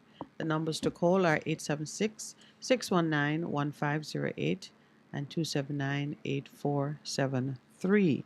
Now, Percy, I know whether we like it or not, the shoot to kill dog whistled order is going to come up for discussion by many who no doubt agree that things gone too far and we really need to kill them answer. Yeah, just don't bother. Don't bother let them come one day to sue us for damages because we took too long to try them. Because that is the counter position. Shoot to kill. Middle position?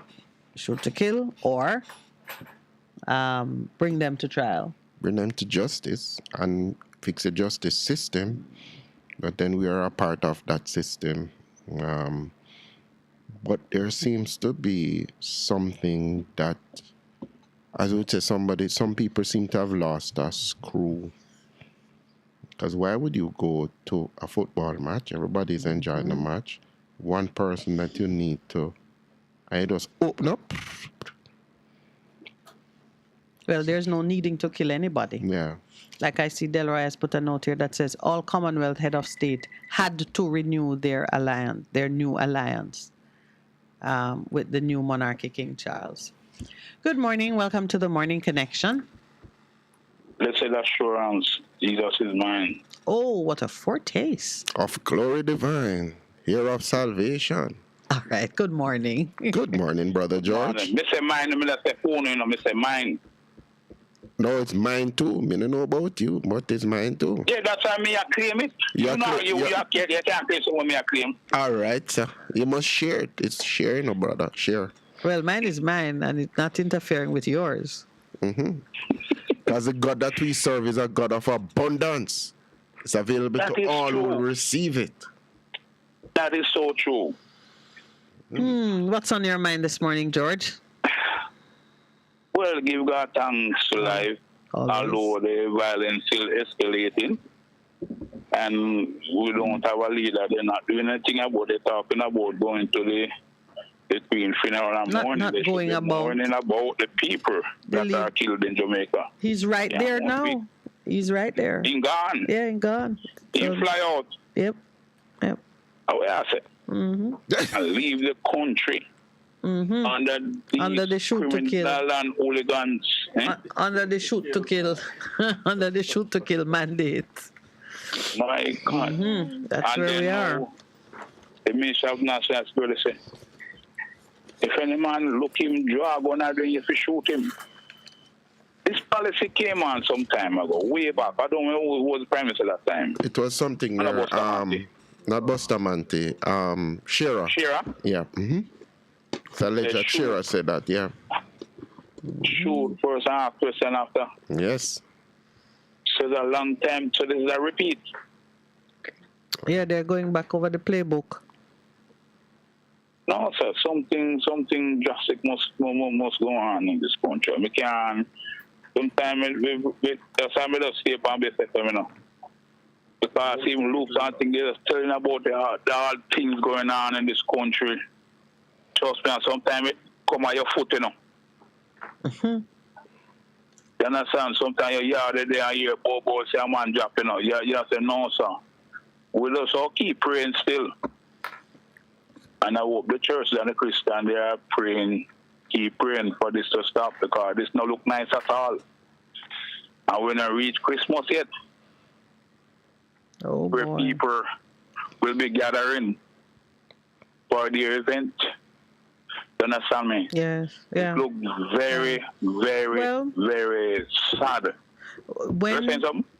When America was under a lot of, when domestic terrorism started to develop its name and reputation, it was clear that the forces behind it wanted to engage ordinary citizens in whatever issue was up for discussion by making us feel vulnerable and unsafe.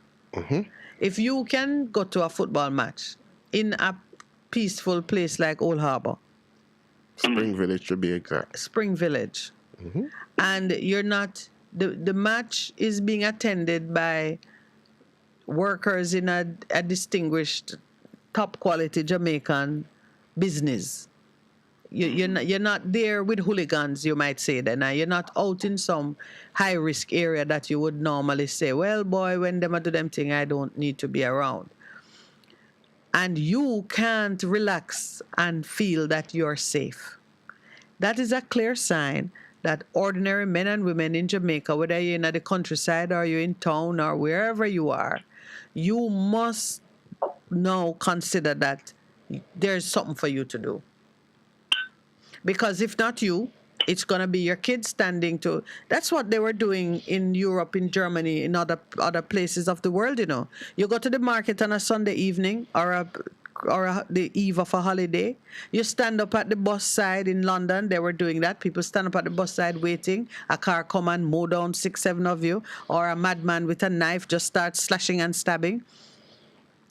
One of the senior policemen says it's domestic terrorism, which fits within the mold of the kinds of activities we have seen elsewhere when people with a politically motivated agenda just use their card, a weapon, whatever, and decided to terrorize ordinary people. That is where we are. And because that's where we are, we must know what to do. And it's not just pray. No, it is never just pray. It cannot be. Because some people would say, and I've become cynical enough to say, we're going after this person and let's just spread mayhem out there. Because the truth is, if you have a narrative of fear, then people are willing to give up all of their rights. You notice that is the playbook, Be very wary of that, That is the playbook. When you have a narrative of fear, then people says, okay, let's deal with the fear, not recognizing that appealing? No, in saying, affirming that this is so, then you're willing to say, all right, you do anything you want, are we all right? You lay down arms. Yeah. And we're seeing something, whether they intend it or not, this is the impact it has. In their bid to get away, they lay down fire. By the time anybody who have a thought of responding is supposed to be cowed. And you're supposed to be so busy dealing with the injured and the dead that they can pretty much walk away. So it may be a getaway strategy, but it has the impact of causing regular persons to be so terrorized and traumatized. Yes, that even they just have to look at you. If a man come to your gate, you probably see start take out your furniture and say, "All right, go on," and the man would have to say, "Why are you giving me your furniture?" Because everywhere we look now, we're going to see threat and danger beyond our ability to respond, and we give up. At that point now, the country is for the taking. Yeah, which is what it's clear and present danger. Yep. Yeah. So you understand me? So that's the way the country, because to my understanding on a report that the man them came for one person, they say one person what them are look for. They saw him at the match. And because of one person, two people get shot.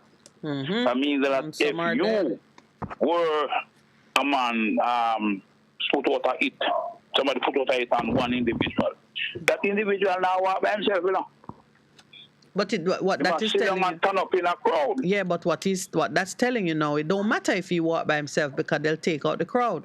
What do you do now? If you know that your brother or your sister have some kind of trouble that can rise to that level, you wait until the person come to kill your children and you and anybody else who is around, or you start to deal with it. There are some automatic responses, that those situations call for, and we have to be sensible, start pointing them out, and let people know that, listen, if you know danger is stalking you, don't hide, don't run from it, deal with it. You must can find somebody who you can work with to get you into some form of protective custody. And that's where now you're not an informant, you're a lifesaver, because you're going to bring attention to it so the threat can be neutralized. Yeah, that is true. But I mean, our mistake here is that something for a long time and people are taking revenge on them see man, no matter who, then call the boss, the boy stand up over the stuff. But they shoot up harder. Well, if anybody made that kind of call, maybe that person was amongst the injured. You understand me? Yeah. I want these things to stop, man. I'm telling you now. People get information and police go hold him. Him go in custody and charge. Where is the witness? Or him spend 6 years and can't go to trial and we end up having to pay him money. Yeah, I'll let them out back. Yeah, so those are some of the things that I was saying to Percy, that what you see playing out in the arena of administration of justice is a reflection on a lot of other things that we need to deal with.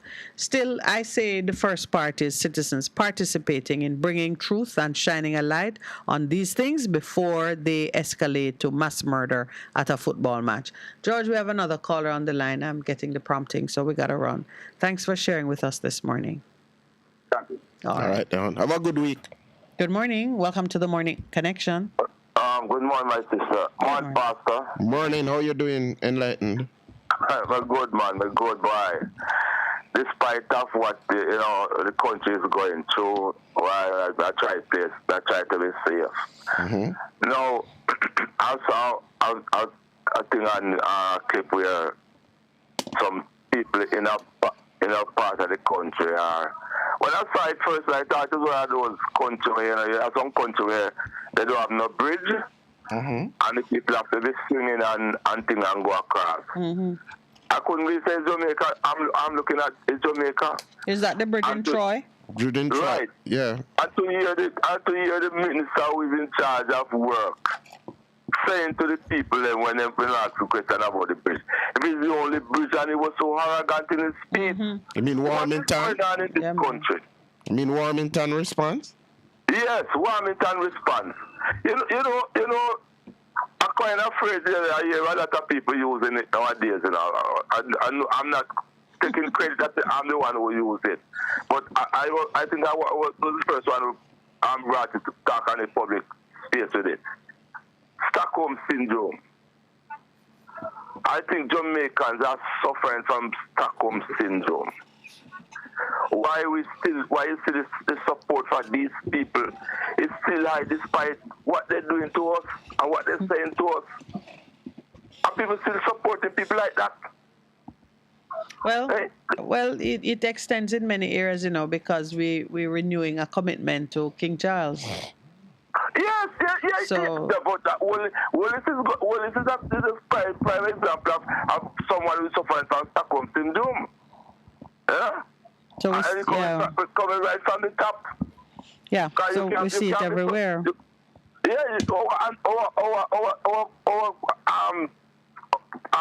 Enslavers. And you gone, you be out gone, you gone a funeral and you doing all this thing with our enslavers.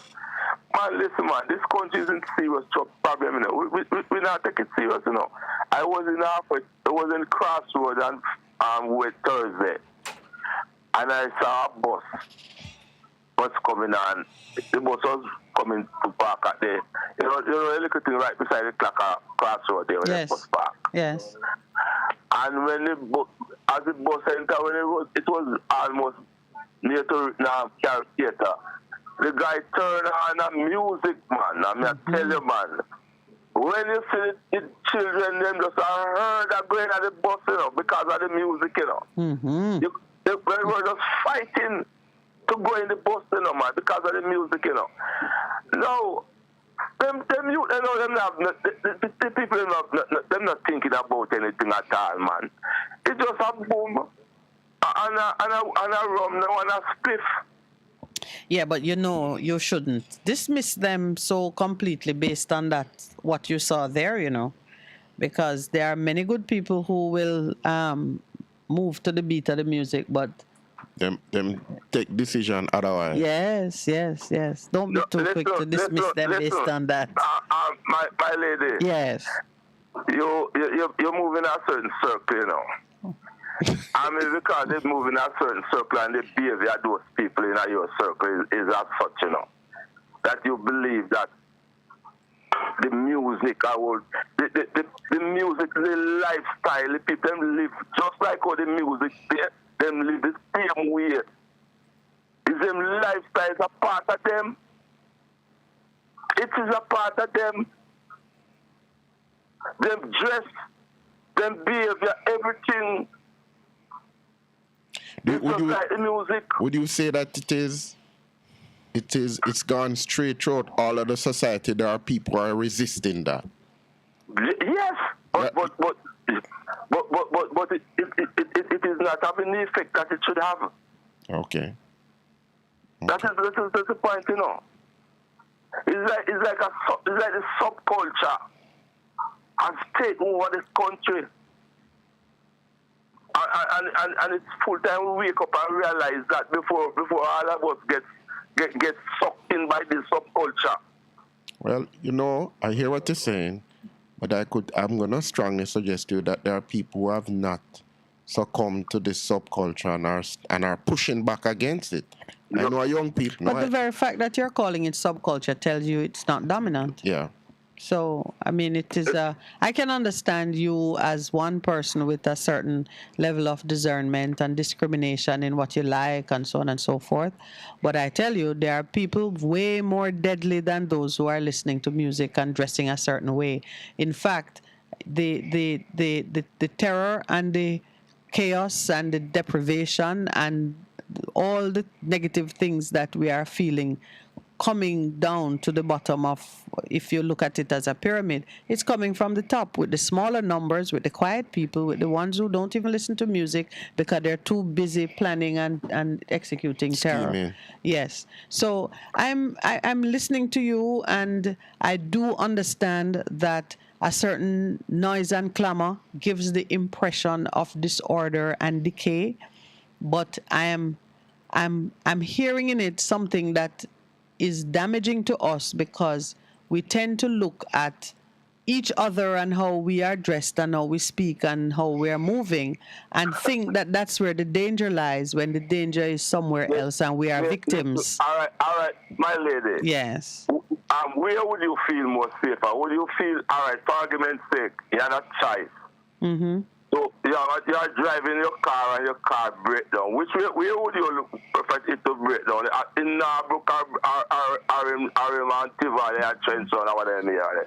All right. So although I know what you're asking me, if my car had to break down, I pray that it is right at my gate on the inside before I come on the road. I know that, but listen, So I know what you're asking me. I know what you're asking me, so I'm going to humor you.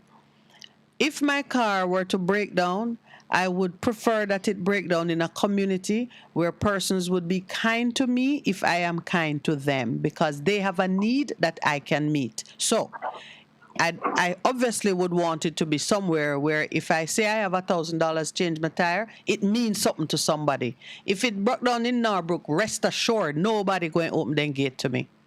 I'm going to have to walk to the nearest place. If it broke down in Trenchtown, 6 men are going to surround me one time. Miss, auntie, mommy. Can I help you? I'm telling you that. That's my experience. Where would you be likely to be killed, in Trenchtown or in Norbrook? Apparently right now, Norbrook. Because they would think that they see me at the gate as a black woman, they would be sure I'm coming to steal something. No. We could do this forever, is the point I'm making. Please. You're condescending to me right now, you know. And you deserve it. No, but you deserve it because you've been listening to me speak for a long enough period of time to know that I don't make conclusions the way you make them. You and I have had this conversation going back and forth for a year where you believe that the people in a certain place are lost and cannot be redeemed, and I believe otherwise. I am not saying that they're lost, you know, but the evidence is there. And you and I disagree. You and I disagree. So we're not children. You're not going to get me to say something that lines up with something I don't believe. And I see that I'm not going to convince you otherwise. So we disagree on the point of where they are and how they can be redeemed. I believe in redemption. I believe in it. And I believe, and people that want to be redeemed, you know. Well, I meet the ones that want to, and you meet the ones that don't. If we switch position, maybe we could create something really dramatic in this country. It's time for the break. I've gone over it by 1 minute. Thanks very much for calling.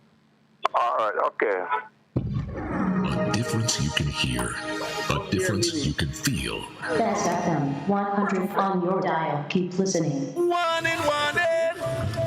A hurricane we name. How we rough. Whether we are man hurricane or woman hurricane. We want you know that. We come here to mash up building, blow down things and just like flood out place. We no ram, we no respect no one. So no take no chance with we. Listen to Hot Prem and prepare. Hurricanes do happen, so Be prepared. Yes, be prepared. A message from the Office of Disaster Preparedness and Emergency Management.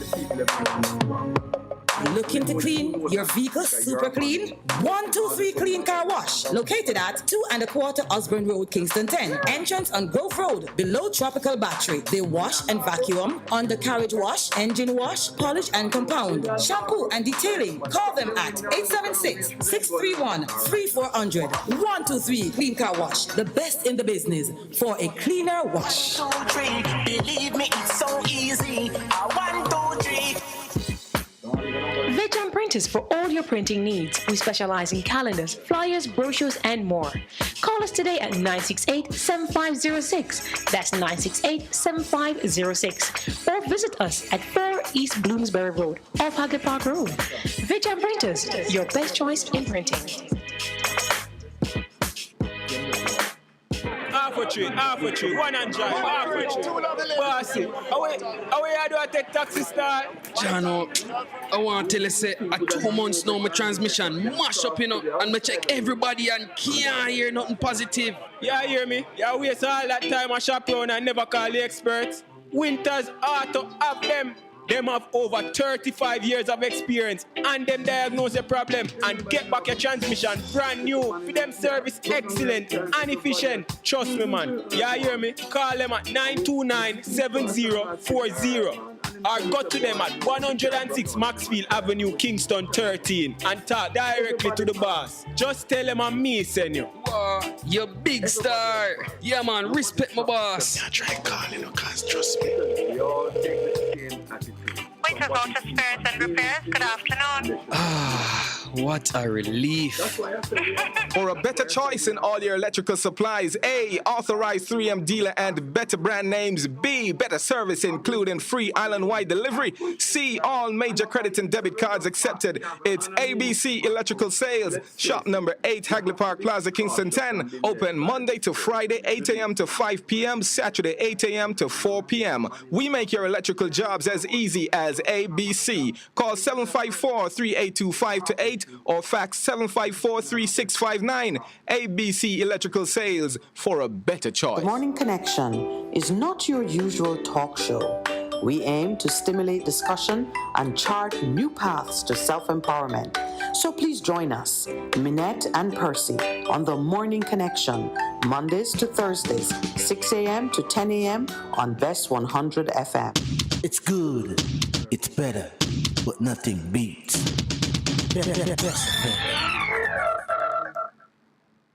Good morning, caller, and welcome to the Morning Connection. Yeah, good morning, boy. They call me catch you right for the break. You know, I say I want this man. That's all right, but talk your thing. What going on? Yeah, but I pay them one time, you know. Yeah, I go to I'm in a show to the back of me. I was at the tune in the early morning and things. Good. Yeah, man. You know, since the start, you know, we get to learn a lot. True. You know, especially with Miss Minette or so. Yes, Minette. Yeah, but Miss Minette, you know, you know, give it the insight for the law and things here when you explain yourself and explain to people and them with it. You know, yes, they kind of teach you, give you more insight for understanding of, you know, the system and how you work and them with it sometimes. Yeah, that's important. Yeah, but, you know, it shooting go on yesterday. You know, up at Springville, you know, and I really mad in my past, you know. And when them just start to gather and stuff. You know, I look over there and boy, the sentimental feeling that I get. You know, I tell myself, you know, I'm not stop there. I'm not stop there, you know, because sometimes you have 1 and 2 man with them more time where, you know, just easier to get trouble because, you know, most of them distract you. You have all different type of people today, you know. True, that's true. So I say, you know, I'm not stop there. And I don't know even when they get a shot by and people they don't get shot and so. Okay, you were passing early in the morning and you're gonna stop for it and you say decided not to. Okay.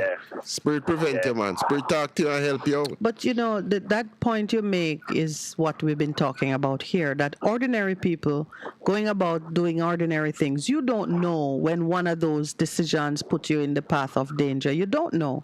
So eventually you start to lock yourself away, things that you should be doing, and your quality of life diminish. And you're teaching your children fear, and you yourself living in fear. And we were not designed, it's not our Creator's plan for us to live in fear.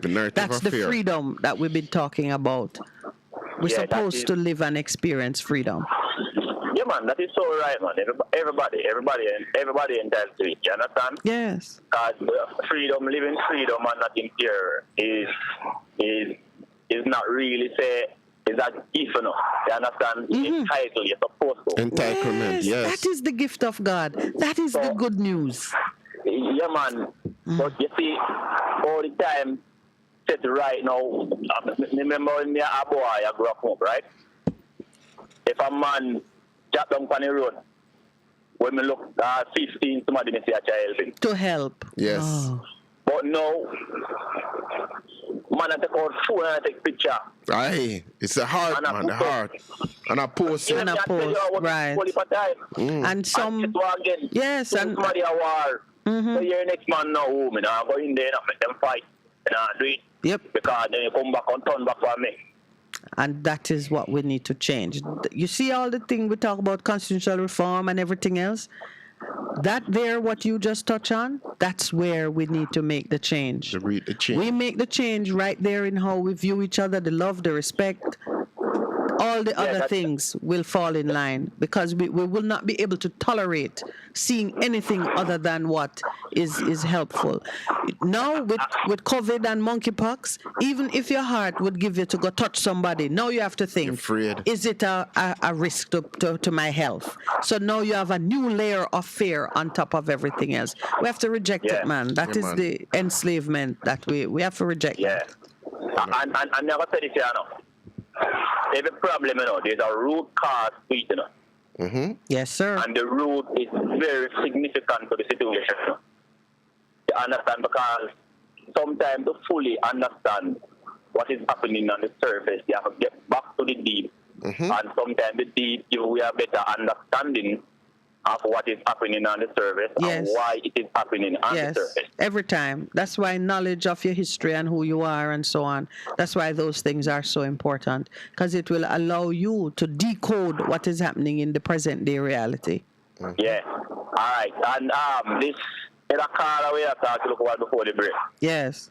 When I talk about this car broke down and now I prefer broke down and now because from that place and so. Yes. You see, let me say this here. If you are broke down up call it Beverly Hills. Yes. Most likely, them people in them big van now look for you. Of course, but we know that, in fact, during the break, the producer was reminding me of our seeing a man delivering goods with his car broken down on Norbrook Road in the impeding traffic. People are cussing. In fact, we were like, what's going on here? And we pulled up beside him. Spirit said, just pull over and see what is happening. Lowell asked the man what's him. Same car just shut off. Right there on the hill, just shut off. We were right just in time to give him a jumper thing. And I'm saying to myself, everybody cuss him. And don't even find out what happened. Nobody asked. And he commented on it too. He said, boy, I'm afraid. He was even afraid to get out of his car because he had broken down at somebody's gate. Unfortunately, it is in those neighborhoods that parents have shot their children in error, thinking that somebody was breaking in. That's happened already, yeah. It has happened in those neighborhoods. It not happened in Trenchtown or Denham Town or wherever else. So, anyway, I thank you for sharing on that point. Yeah. And when I said to him, is this not because a community, you understand, and that's why I touched back what I said earlier. It's a problem of a root cause. If you don't understand it, you see everybody in the community that's bad people. Yeah. You get what I say? Yeah. I mean, I tell you this, most of the community now you see where brand and give name. You understand? Where them tell most people to avoid, and sometimes I want the best community them because you know live there. Sometimes I look at man in India get trouble. Yes, yeah. That's true. That's true. And you know, but I know that for a fact. Because, well, I don't even call it my stomping ground, but it's where I interact with a lot of people. And my some other time I say, where I go? Me say, go away. Me say, I am a free man. I walk with God. And yeah, man. Yeah, man. Yeah, man. Me I tell you, man, most of the uptown people, them, they also not food and hungry and go ask them to walk. But then I get so hungry, you see. What you mean, man? Big cooking go on the roadside. I best place that. Best place to get to. I just chew sometimes on the boy anyway, never mind if they want sometimes. True. Yes, and we don't give the right support and help to uplift and solve problems, so it becomes an even larger problem. But the heart is good. Yeah. And the heart is good. All right, my brother. Thank you so much. We have another caller on the line. All right. Yes. Have a great day. Good morning and welcome to the Morning Connection. Hello. Good morning. Good morning. Sound like Rusty. How you all doing? Missing you, man. How are you? Well, I can't get to participate in my program. A lot of people been calling and I get the chance to participate, you know. Because by the time one person don't make credit, God night happen to me all the way. You know, I call every week, I call and never get, I break in nice case and I have to call me back to work. I'm the wait and the credit done. All right, Rusty. All right, Rusty. You give away the secret, man. Rusty. You have to make him please call me back to get a talk. Because look, all the year, you know, me for the program, I've been calling, you know. Me now get no time to talk. The credit just done. All right, nobody complain out the talk now, you know, because you know we love to hear from you. And conference went on yesterday, and you had a beautiful man from Grenada that passed. I've been loving up all morning. That man that called you, you know, we hear a cuss out the ghetto people, you know. Yeah. I said them easy to get killed on there and all these. That man is a capitalist minded man, you know. All right. Let us show him more love than he was showing us. Hello. Yes. I've been calling on radio program for years. Mm-hmm. And we know this man, you know, he's a capitalist-minded man. I'm not going to tell you who he is, but we all just say he's a capitalist-minded man. We don't need that, so. All right, Rusty. All right. So what you talk about this morning now? Yes. Look here, me driving my car, when I was driving my car, you know, rain was falling, you know. I'm stuck in water, you know, on the roadside, right? Yes. You like me running a pool of water and the car shut off, right? Mm-hmm. And I some little ghetto people and poor people come up front and some people that go help me push it out of rain, go help me push it out of water. Yep. Look what Mercedes-Benz passed me and no man never stop. That's why Rusty Jesus said to them, you are the salt of the earth. You are the salt of the earth. Poor people he was talking to. It must be easy to get. It must condemn now. I condemn certain places like Trenchtown and them places. And I say easy to get killed at them places. It's not necessarily true, you know, man. Because that's you go down in those right now. If you go down in those places, you can't go down. You're not surprised to see what people come on to help you. But I've experienced it. Unfortunately, he was talking to somebody who has actually experienced it.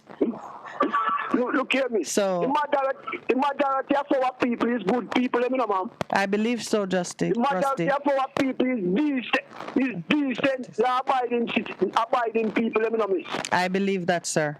So when a man make it look like, say, well, the majority do these things and I commit these crimes, it's far from the truth. Mm-hmm. Yes, sir. You're singing to the choir now, Rusty, because I believe it. I believe what you're saying. That's my view. When we're taking this stand and go down and going down this road, we can't you know, people in the ghetto, you know, so they don't have no chance of survival and can't do nothing. You have good people in the ghetto, and if they get a chance, they will come out with something good, you know, man. A lot of them come out and they speak out, and we know that is so. We know that is so, Rusty. Believe me, and I think everybody who listen know. I mean, you know, he's saying some things, and there are some real problems. But when it comes to how you regard human beings and the value you place on them, I have a different approach. I don't discount a man because of where he live, where he come from, and even what he did last night. Because I know he can do something better this morning. And the next thing again, I'm going to be very brief on this one. Thank you, sir. Look here. This Prime Minister has nothing to offer the country, you know, nothing at all. all it can do is run up and down all boat and travel. And it have nothing to offer Jamaica, so it have left. It can't stay here, it have left and go away. Because he have nothing, the people is hungry and suffering and he has nothing to offer. Yeah, look here. Is it kill them first ask question after I come back now, you know? Yes, they shoot to kill. Like Mr. Shearer, we say shoot them first, ask question after. That is the thing coming out, that is the thing coming right back to face us now. So look more you see, look more you see police start killing people like rice grain, you know. No, we cancel that, Rusty. We cancel that one there. We never give it any credence. Yeah, we cancel that one there. But we have to, you have to speak against it. Yeah, because you know in this country, you know, you can go, you can just out the road and a policeman tell you about it, you tell him back and he kill you, you know, he shoot you, you know. Yeah. And that is policy minister to kill them and shoot them first. Yeah. That can't solve crime. It's all gun amnesty made them offline as the people bringing gun. That now solve crime, you know. It's not the first we do It's not the these things, first you know. time we're doing it, yeah. Those are... The witness these things happen several times, state of emergency several times in this country and never curb the crime. Yep. And the thing what the government to do is solve the crime. They never make an attempt to do it. Like in a city renewal, urban renewal. Yes. We don't in a city paint up the place and give the youth them job and paint up the place and paint up the old building them and all these things. And in a city renewal we need, you know, man. And create industry, because you have buildings that can go back into factory space. Yeah. You have projects that can start that allow people to actually work now. You're not handouts now, you know. Them have to work. Yeah. So when the government sending the soldier and the police in the community, you keep them in here for a while and the thing go down. The crime went down there, so. And then when them come out and gone, you know, what next, ma'am? Without anything half the cushion that situation before them left out of the community. They left it same way and anything gone back same like how it was before. That is simple wisdom you're speaking there, Rusty, and it is available to everybody who have a heart and look for it. I want to do something about it. This Prime Minister travel more than any other Prime Minister in this country, man. If you check the list, you know, ma'am. Well, you kind of nailed it, because if the man don't have anything to offer at home, he has to travel. When Mrs. Simpson Miller was traveling, she was facing hell. Everybody was giving her problems. She had traveled much money across the country and all these things. You don't remember those things, ma'am? I do remember, as you bring it up very there. well. Yeah. Our civil society, people like Carol Narcy, them and all them things, they was very vocal. Where are they now? We are there now, we're not hearing them. We are civil society, like people like Carol Narcy, them was very vocal when Mrs. Simpson Miller was there. She used to dump on her left, right, and center. Now look where I'm going now. All traffic guru and all them things, the way it was the taxpayer money. They used to give Mrs. Simpson Miller hell over it. Hypocrisy. Yes, Rusty. The history is filled with examples of those things. All right, thank you. All right, Rusty, good hearing from you. Good morning. Thank you very much. Welcome to the Morning Connection. Let's enjoy. Blessings to you, my brother. How are you? Morning. But we hear the radio in the background. No, there's no radio on it. It's people. It's living people talking in the background. Yeah. I'm on a hill. Listen now. Yes. I just already said something. With the Emperor Haile Selassie said, the greatest sin is fear. We know that. And the biggest fool is a boy or girl who won't go to school. Anyway, what I call about, and one more. When you're looking at the jail them in Jamaica, or in America, we live for a while, and just peace, just us. Just us. Yeah. Yeah. My question now, Empress, your mind me ask me a question now. The meaning of criminal, ask. Criminal. Crime in all? Criminal. Yeah. What am I call me? Oh. Listen to me. You know, when I heard the statement that say when you are confronted by the criminal, shoot to kill, I said, but you are judge, jury, and executioner right there. If you are doing a shoot to kill for the criminal, you have tried him, you have found him guilty, and you have pronounced sentence, and you're now executing. Yes, it is important for persons to recognize that in giving permission to kill, the speaker, the man who issued the directive, has passed judgment. But he has also been prosecuted too. Because for you to come to say is criminal, you have heard evidence, and since you won, absolutely. Since it's you won, you marshaled evidence, you assess the evidence, and you consider defense, and you pass judgment as judge, and now you are executing. And in all of that, one man with that statement has given to the police like an open check. We pass that. You're that what I heard the glorifying the Queen. Me I say now them use all the word illustrious. But me that combine the two words, them I say them are some illustrious criminals. Really. Yes. You understand? Because the same thing when them lock we up. I remember I went to God give my brethren some change of clothes and some food in the jail one day. And in the lock on the jailhouse mark HRH Royal Highness. Oh, they still have those old things. Yeah, the lock mark HRH. The prison down at Tower Street, it was a supermarket for us. It was a supermarket where them used to come in with them boat and leg the people and the women and children, my body. And that it had them converted to jail. But it was a supermarket where King James' son him put up that supermarket right there. You understand? And you tell what are you teaching our children now? Them kind of people and those behavior now. And you tell the people them what is the word you use? Pay homage. Or if you pay homage to criminality and thievery. Oh. And we're old enough now. We have the learning. We're learning it ourselves now. You know, we're looking at source, so we know the truth. Empress, if you know the truth and you deny the truth, you're denying self. Yes. Remember Allies of London who is still operating today. And them did insure the ship them where Liverpool. So Liverpool get big and broad because at them they build the slave ship them. Right? Allies of London insured. We weren't in people, we were cargo. Yes.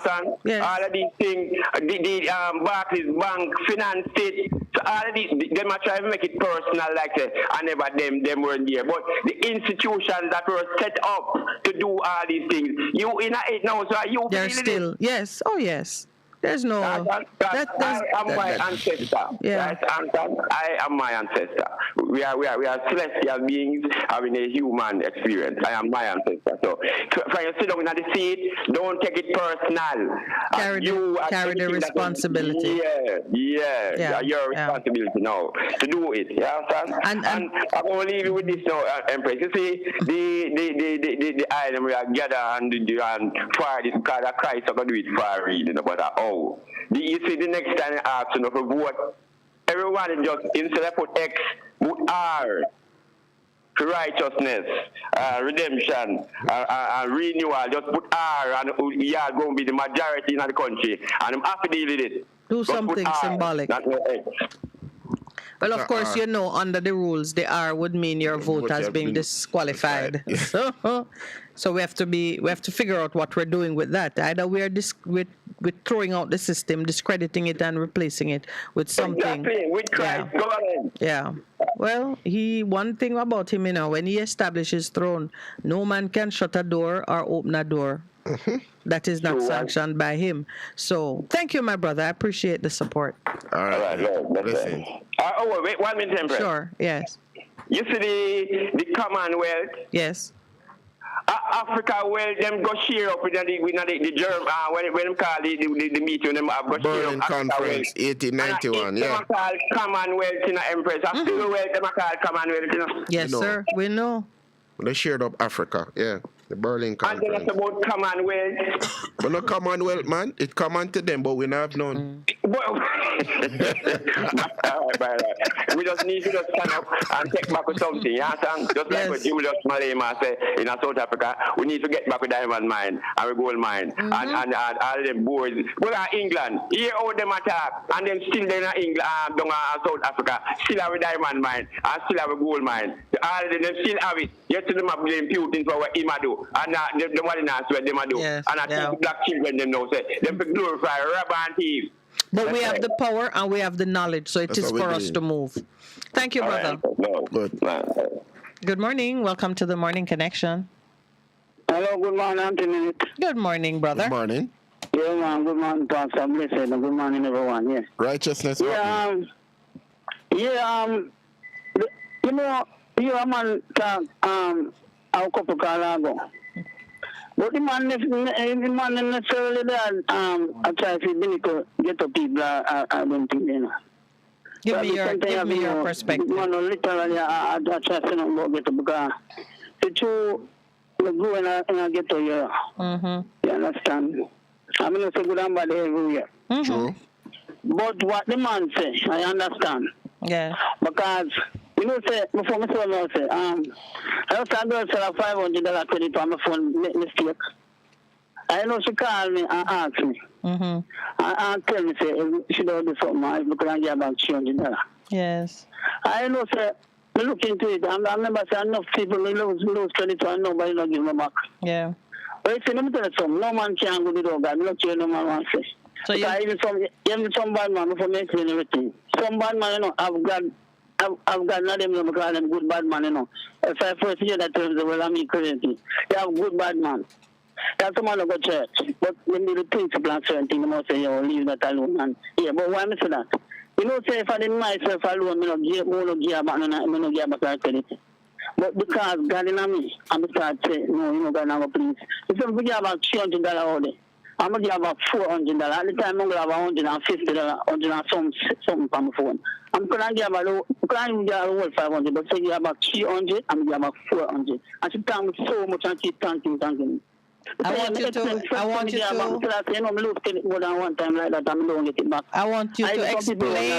me. Now give them back and I'm saying, no, I'll give them back. Now the righteousness, that's why the man says, the highway not the righteousness. So why didn't you give her back the 500? Let me tell you something. You see, righteousness. People not get up, but the good people them have God in them. Righteousness. Why you never give her back? God. Pause now, my brother. And hear me. Phone in and get up here. And understand? Righteousness. Yeah. We never give her about the 500 instead of the 300 she asked if I can't know your one. $400 me give her back. Why didn't you give her 5? I could not give her back none. But why didn't you give her 5? She never said to give her back the whole 5. She tell me to give her back. Yeah, but play like say. So I'm asking you. I'm asking. I never have them. I could not give her back none neither. I never have to tell her. I'm asking you. I tell her from the conscience. All right. Yeah, I was trying to figure out what in your estimation of righteous behavior caused you to feel that you could keep back 100 because you could have kept all of it. Have to spend no time to give. I never never figure about none. But that don't mean to me perfect. Okay. All right. You cannot give about none either. All right. But the point to me I try to make. Yes. The point to me I try to make. Yes. If people that run me that tell me, I can't live on me alone today. Yes. And some people that tell me, if me follow them in faith, I don't give about none. Okay. It's never sweet of God and me to give back. But it's what she asked me for. I give her back. She said $300, I give her 4. You gave her 4. I give her back $300 too. Okay. Because that is fair. Because she appreciated it and like that. Because she know that it's fair. She knows enough people will give her back. All right, righteousness. Spend some of the 100 with me by waiting through the break. Yeah. We have to take the break now. All right. Yeah, man. All right, sir. A difference you can hear. A difference you can feel. Best FM. Keep listening. One in. A hurricane we name. How we rough. Whether we are man hurricane or woman hurricane. We want you to know that. We come here to mash up building, blow down things and take life. Blow out place. We no ram. We no respect no one. So no take no chance with we. Listen to Hot Prem and prepare. Hurricanes do happen. So prepared. Yes, be prepared. A message from the Office of Disaster Preparedness and Emergency Management. Hey, what's up? It's your girl, Lady Lee, the Queen of the South, and I'm inviting you all to trailblaze with me on the best of the best radio station, the Best 100 FM, Mondays through Thursdays, 2 to 5 p.m. You can't afford to miss it on your airwaves. Yes, Trailblaze with Lady Lee right here, Mondays to Thursdays, 2 to 5 p.m. on the best of the Best 100 FM. Wow. What should a taxi service do for you? On-time taxi service is more than just a ride to the other side of town. They offer clean and spacious vehicles, reliable service, and promise to always look out for their customers. They'll come when you call and take you where you want to go on time. From anywhere at all. You can call us at 926-3866. We are something special on the road. Half a tree, one and drive, half a tree. Bossy, away I do I take taxi star? Jano, I want to tell you, say, 2 months now, my transmission mash up, and I check everybody and can't hear nothing positive. Yeah, hear me? Yeah, waste all that time I shop around and never call the experts. Winters Auto have them. Them have over 35 years of experience and them diagnose the problem and get back your transmission brand new. For them service excellent and efficient. Trust me, man. Yeah, hear me? Call them at 929-7040 or go to them at 106 Maxfield Avenue, Kingston 13 and talk directly to the boss. Just tell them I'm me send you. Wow, you big star. Yeah, man, respect my boss. I try calling her, cause trust me. Winters Auto Spares and Repairs, good afternoon. What a relief. The Morning Connection is not your usual talk show. We aim to stimulate discussion and chart new paths to self-empowerment. So please join us, Minette and Percy, on The Morning Connection, Mondays to Thursdays, 6 a.m. to 10 a.m. on Best 100 FM. It's good, it's better, but nothing beats. Welcome back and good morning. Good morning to the caller on the line.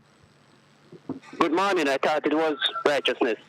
No, man. Good morning. Go ahead. Because I told him to wait.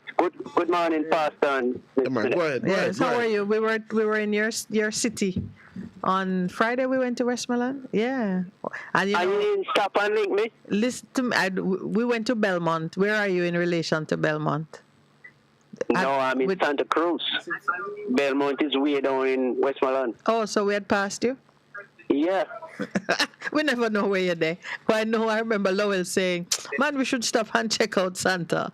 But no, Santa Cruz.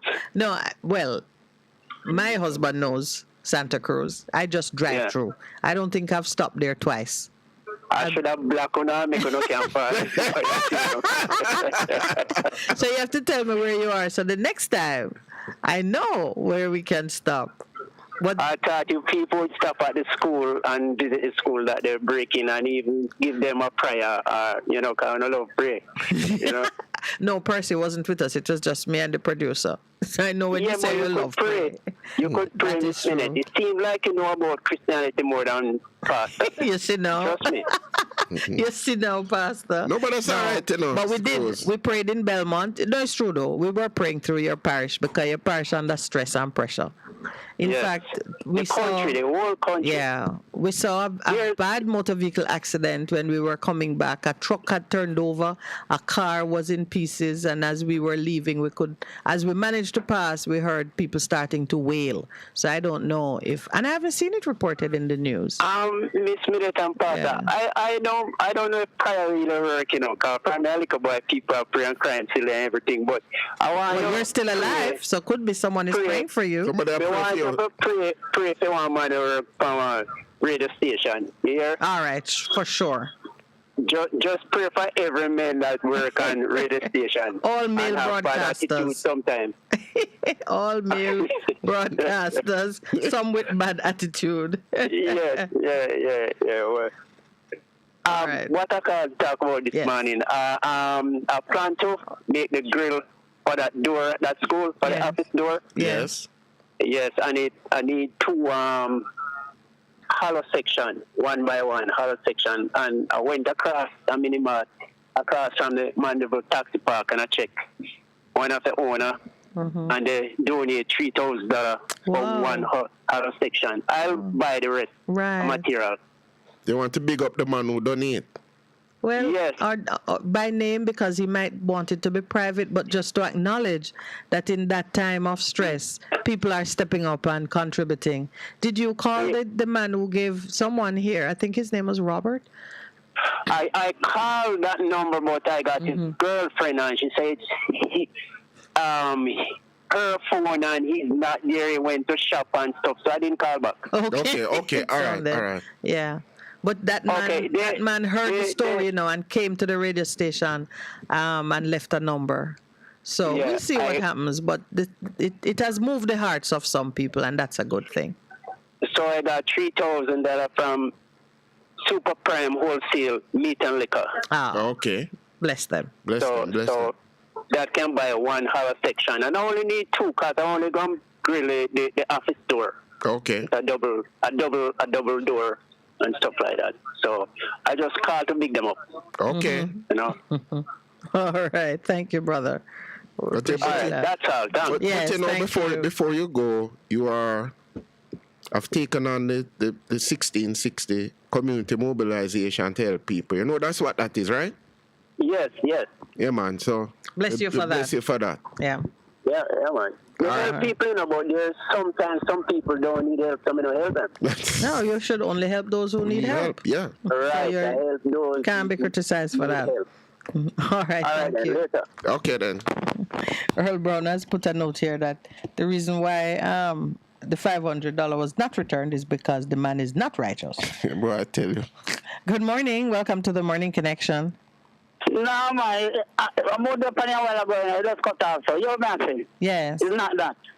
Because right now, system of the 300 and she give back 400. The point is, some people don't give back none, because I want people around me that say, if I eat that, we have to give them back for. You know what time in the phone and nobody give them back. Yeah, but you say... Me go in a hotel, in a wholesale, and me spend $3,500 and buy some small grocery. Shot the gun, and $500 and I'm more to buy a wood. $500 with some silver, and I don't know the $500 they are now. And when the lady says she not know what tonight, the lady says she not know what, I'm going to buy next one side, I will join on to buy it. And then when I look for the $500 pays the what. I know see that good thing says, we did about $600 in my pocket difference. That's I knew, and that's why they look for me, and I hear spray, and a big woman. Big woman, you understand, and I hear straight guy, and my suspect said, Dublin, she said something will happen when he drop her know. I want to say something to me, and we don't give about $500. The point to me I make. Yes. You win some, you lose some. In a ghetto era, what the man I say? Yes. The man have 1,000 times. The man right. God, let me tell you something. You say if you lose your phone in a certain community, no man not. If you're going to say you have put on a phone, you know, see that and you don't get back that. And the point when I make to say that if it's $500 drop, a rich man not to cut my $500 and give me back. Drop $200, $100 certain place and say $300, $200. Go money man, me know the point when the man I make when the man say nah book. Me never live on nah book. Go down hope to live there. And hope to live at Beverly Hills and them place there. Because them would like to do to live. But me know me in the environment and know where I am. So when the man I say, me not dispute the man I say good and bad everywhere. You have to get to have good in you. You have good in you to be good. As long as you not get to here and you not got now, and that's why me give back.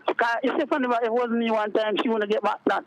All right, righteousness. So we're at the... back 300 and give back 4. So you cannot good without God. That is the point to me I make. So good people in a get to too because they have God in them. Okay, so... If you not get to God now, you can't go. Yeah. True, okay. Because of poverty. All right. A man have to pay... If a poor man will come and shoot up a place, you can't pay a poor man to shoot up. You can't pay a rich man to shoot up nowhere. So when you pour in, so let me ask you a question. Righteousness. Stick with that example you just gave. All right. You say you can. Hold on. All right. You made the point that you can pay a poor man to shoot up a place, but you can't pay a rich man to shoot up a place. Who's doing the paying? Yeah, that's what I say. Who is doing the paying? Yeah, but who? Who? That's the show say the evil. But you can't be a poor man who have God in mind to do it, you know. That is the All right. God is the difference. Whenever spirit of God now you make the difference. Okay, and we are all right. Yeah. So But you do understand. But you do understand that the person who take out money to go pay a poor man who need money for him family to do something terrible, the person who pay the money is even worse. Yeah. No, no, no, this is Okay, so then we're good. All right, my brother, thanks for calling back. All right, thank you. No, I'm not gonna do it. All right, righteousness. Okay, Thanks so- for calling back. Thanks All for right. calling back to complete the point. I appreciate it, brother. But we have another call online. Morning No, caller. you have an announcement to make, so let's use the time for that. Yeah. To my other half, Michael Watson, wishing you a very blessed birthday You have an other half named Michael with Watson? love and happiness. Pastor These Preston, greetings are coming from I take it back. I take it back. I take it back. From your Lady Dawn, close friends Cherry and Rosie, your son Christopher, Percy. and Skepson. Later will be greater. I take back the greetings. assignment. You botched it. I didn't botched it. You, I was, you started by announcing that Michael Watson is your other half. No, come on, but the person understand what I'm saying. How will he All of these understand? greetings, Michael Watson, these greetings are coming from your Lady Dawn this morning. Happy birthday to you today, my brother. Happy Blessings. birthday, Michael. Your lady who has joined the Best FM family wanted to just bless you with a very special greeting, and I asked Pastor Percival to join me in echoing Dawn's wish of happy birthday to you. She says your close friends, Cheryl, and your son, Christopher, and your stepkids are all promising you that later will be greater. So I hope it will be wonderful for you, my brother Michael Watson. All right. So we have a caller on the line. Good morning. Welcome to the Morning Connection. Love and bless. Wagwan. Good morning. We're having a little fun in the studio, African. That is good, man. Yeah. Just release a little of the tension. Blessing a man with birthday greetings. How are you? The president, I give thanks for it tonight. Good to be here now. Always. We notice the car them kind of depend the poor people and this morning. Well, a lot of them are for the righteousness and the integrity that the people that Jesus himself say, you are the salt of the earth. Those ones, still the salt of the earth. But I do understand my brother from Portmore was making a point that all of the statistics show that if you had to be afraid of a community, it's that one. But thankfully, I don't make my decisions based on the statistics. We're spiritual people, you know. No, because we see things as they should be. Because the important thing is, which is what I think it is, what is in your heart. Because in the uptown, in the downtown, is what in his heart, in a man's heart, will come out in terms of his behavior. It's all about what is in your heart. That's my point. So no matter where you live, it is what is in your heart that comes out. And even people who live, as you say, in community who don't have to do things, some of the time their hearts are even wickeder than the man who is in the ghetto, if there's such a word. Which one? Wickeder. Wickeder. Jamaica has made it so. Yeah. What are your thoughts, African? So the people them born with them good heart. And the PNP and the GLP and GG cause the people them are seeing a problem.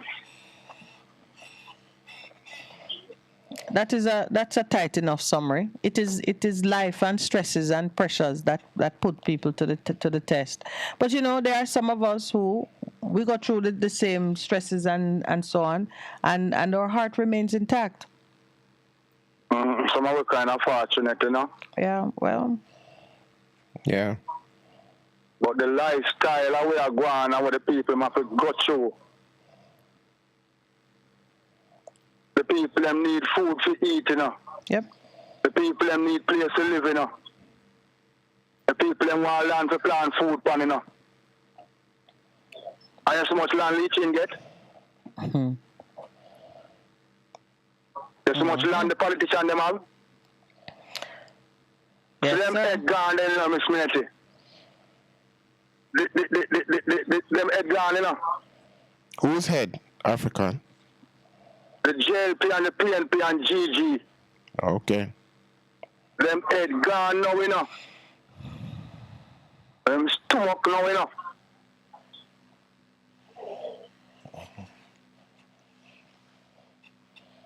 Of course, you know. And them are come down from poor people. Well, that was one man who called, you know. And remember now, the man who called too, he's not far from the poor people. The man a while ago now denounce them to Miss Military. He's one of us. Oh, righteousness? Righteousness point was about the heart. Not denounce them. I mean, righteousness, I make the point, say somehow what the man say right, and then him come around to say that you have good people with good heart. Righteousness are denounced to people them.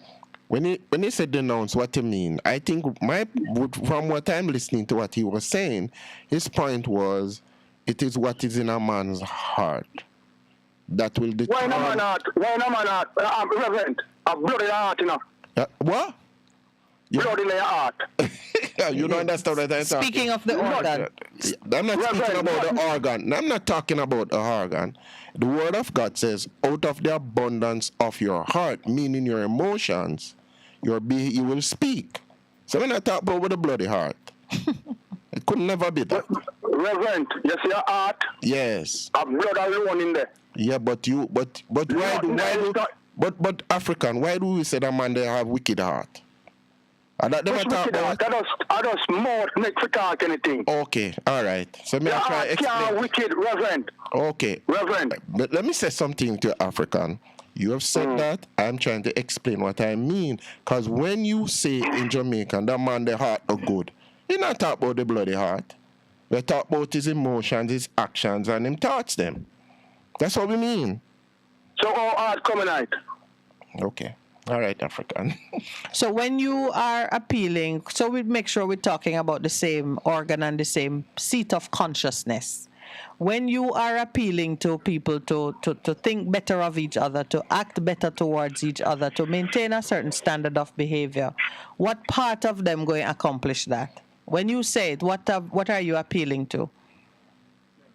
You see your brain. So you say yes. Your brain, okay. Well, the part you call brain, the same part that you call brain, Pastor is saying heart, because the brain is a series of cells and electrical movements. Yes.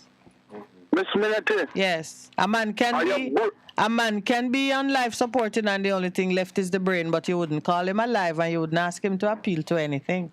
The brain is another organ in the body. Your brain you use and think. Not your heart. All right, so all brain right. For you, heart for Pastor. Yeah. What are we saying now? So what me I say now? Yes.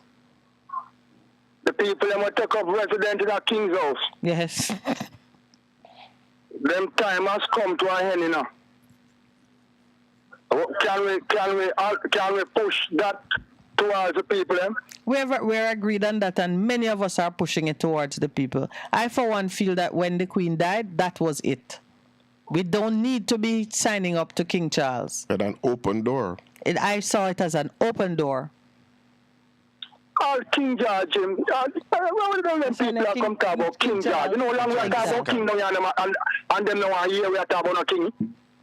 And now you have a talk about King Charles. Now the Queen dead. Now you come and talk about King George and King. How come King come on this? It's absurd. To me, it's absurd. Miss Minity, I hear me now. I with things them with them people are having. Everything with them take a from one back, you know. Well. Yeah, Miss Minity. Part of the good news, African, is that the land, which is the seat of power, is right here. So what we do here matters. It's what we do here that counts, not what is happening in London. We are take back Africa, and we are take back the Caribbean. And we don't want the government in our way, you know. None of them crown government, and we don't want in our way, you know. Yeah, you Miss Military, it's good to be here. Yeah? All right, brother. Thank you. Good morning. Welcome to the Morning Connection. Hi, morning. Good morning, Corey. Hi, Corey. How are you? I'm good, man. How you guys are? We're great, man. Yeah, man. Well, the gas prices have been coming down in recent times. It has? Yeah, man, significantly too. On the world market. No, in Jamaica we're talking about. Yeah, in Jamaica it moved from last time was like 230 something for 87. Some places 211, 215. Depending on where you buy the gas, yeah. Okay, I haven't noticed. It still feel expensive. It is expensive, but it has come down. Oh, Jesus. Yeah. But starting next month, oil prices are expected to increase again. Why?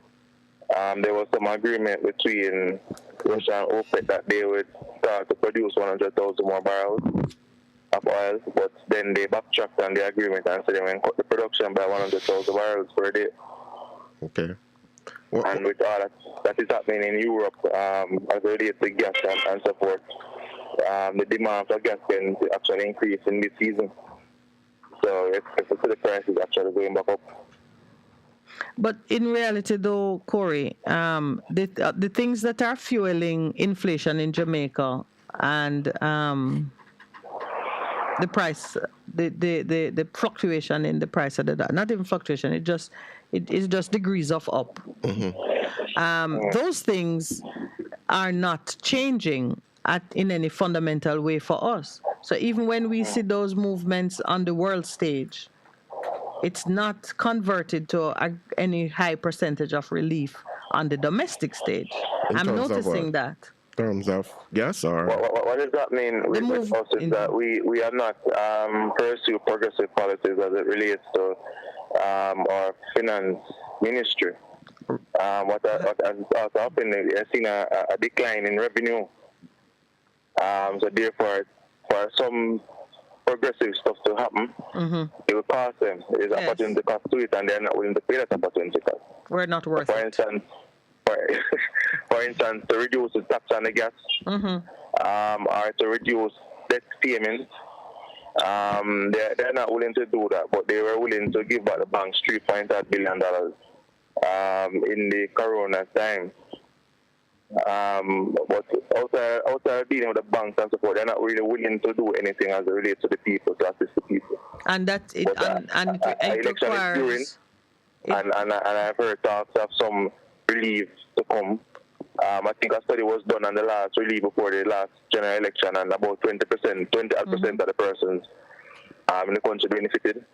And we would have seen the election numbers to be about the same amount. So I'm guessing that they are trying to play the same card again. You mean the same game? Yeah. Okay. But we are lacking progressive policies, even progressive tax policy and so forth. Okay. And also, I called JLTFM and I was speaking to them about the whole taxi situation. Because one of the things the taxi men are calling for is an amnesty. But, amnesty on what? And the traffic tickets. Okay. Because I think ultimately they will get it. Well, I hope so. Yeah. But we realize that there are some police officers that are adamant and collecting the revenue for the government. One of the things is that they are given a quota as to how many tickets they need to write per day. And as it relates to taking away vehicles, they get an incentive to take away your vehicle. Well, you know, the flip side of that strategy, Corey, is that except for deliberate fraud and misconduct on the part of the police, it is in the hands of commuters to contain that. Because if you begin to actually abide by the law as it relates to where you park, where you pick up people, the speed at which you drive, do you have your papers? They couldn't have anything to charge you for. Right. They couldn't have that as a revenue source. One of the big problems we're having is that the taximen really don't have anywhere to park. So there's not necessarily a set down place because a lot of the taxis are hackney garages. So they were not given any designated area as to where to pick up per se, to load. Like you go downtown and you load in the bay. They are not given that. So there's a significant problem right there. And you know, that's where the working relationship between, let's say, taximen then, or civil society and the regulators need to get better. Because if you give me a license or a permit to do work and you don't put infrastructure in place so I can work safely. Which is my money. Which is my money as a taxpayer. Yes. You say, okay, do this, provide this service, but then you only collecting my money to provide the service. But the other things that make the service make sense are not in place. Everywhere else in the world that you go, you see some kind of barricade or system where the vehicles are rolling. You load one, you go. You load one, you go. You load one, you go. If it's two persons, they jump in, they go. You don't see the chaos and the confusion. That kind of thing don't happen accidentally. People have to plan it, advocate for it, and make themselves available to participating in setting it up. And you know, Corey, one of the offshoots of that is, as Minette talks about, the chaos. The chaos breeds corruption. The chaos breeds crime. The chaos breeds a load of man them. The chaos breeds extortion. All of those things, you know. And I don't wonder if our planners in doing these things really took those things into consideration and said, sure. No, it keep growing and growing, and people keep showing up to get. You should have a quota of how many permits you give out, and people should treat the permits as something special then, so you don't end up. If you get too many tickets in a season, your permit is no good. I mean, there are just ways to do things that we resist. There's an infinite number of permits being given out, you know. Yeah, that's part It should not be so. It can't ever. It ought not to be so. If you go there to apply for a Hackney car's license, you won't get it. But if you're buying it from somebody, you will get it. Yes. I'm buying it for $150,000. What do you mean buy it from somebody? What do you mean? Someone who has it can assign it to you. I've spoken to Transport Authority examiners who have told me that I can pay $150,000 and get one through Transport Authority. Okay. All right. Well. Is that a legitimate thing, or is this some fancy bribery? It will be a backdoor deal. But we can't speak of it like it's legitimate in a court. Because a while ago you fooled us. We thought it was some legitimate thing. But you see, that's the point Pastor was making, crime. Yeah, because that is criminal behavior. No. Anyway, my brother, thank you for sharing. All right. And you know, good morning. Welcome to the Morning Connection. Yeah, good morning. I want to make 2 quick points. First, when you start, I tell you, say you have good bad man. So you have good people in the ghetto too. That is one. You have good bad man? Yeah, go ahead. Yeah, remember me use that term that you answer if there's a word, but creative. I mean, create a word, good bad man in the ghetto too. Right. So me say it. So that means I mean, bring down the ghetto people. So what's your second Anyway, if you do a survey in a ghetto, 90% of the people them will tell you say, them born and go ghetto and them don't live. Or when you entertain them bus, them left ghetto. And most of people them will do certain things. When they reach in a society and they study and go to university, then below, when buy a house up on the hill. And when they know, once a lot in the ghetto, why they know choose a lot in the ghetto and build? In fact, still, there's some people them not really can not understand. They must think with wisdom. When you hear somebody say something, you have to question what the person say. Oh, so you're denying that you were putting down ghetto people?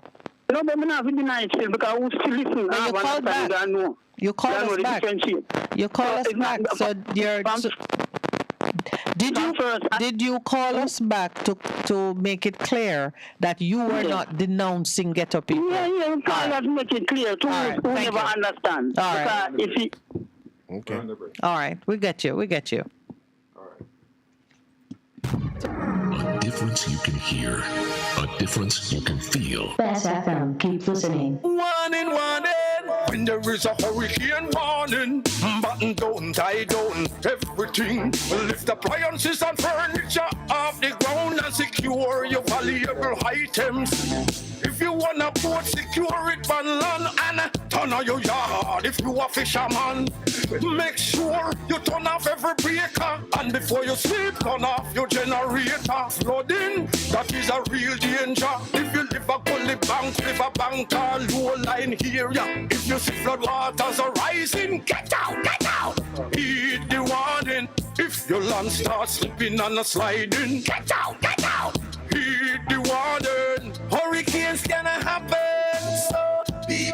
A message from the Office of Disaster Preparedness and Emergency Management.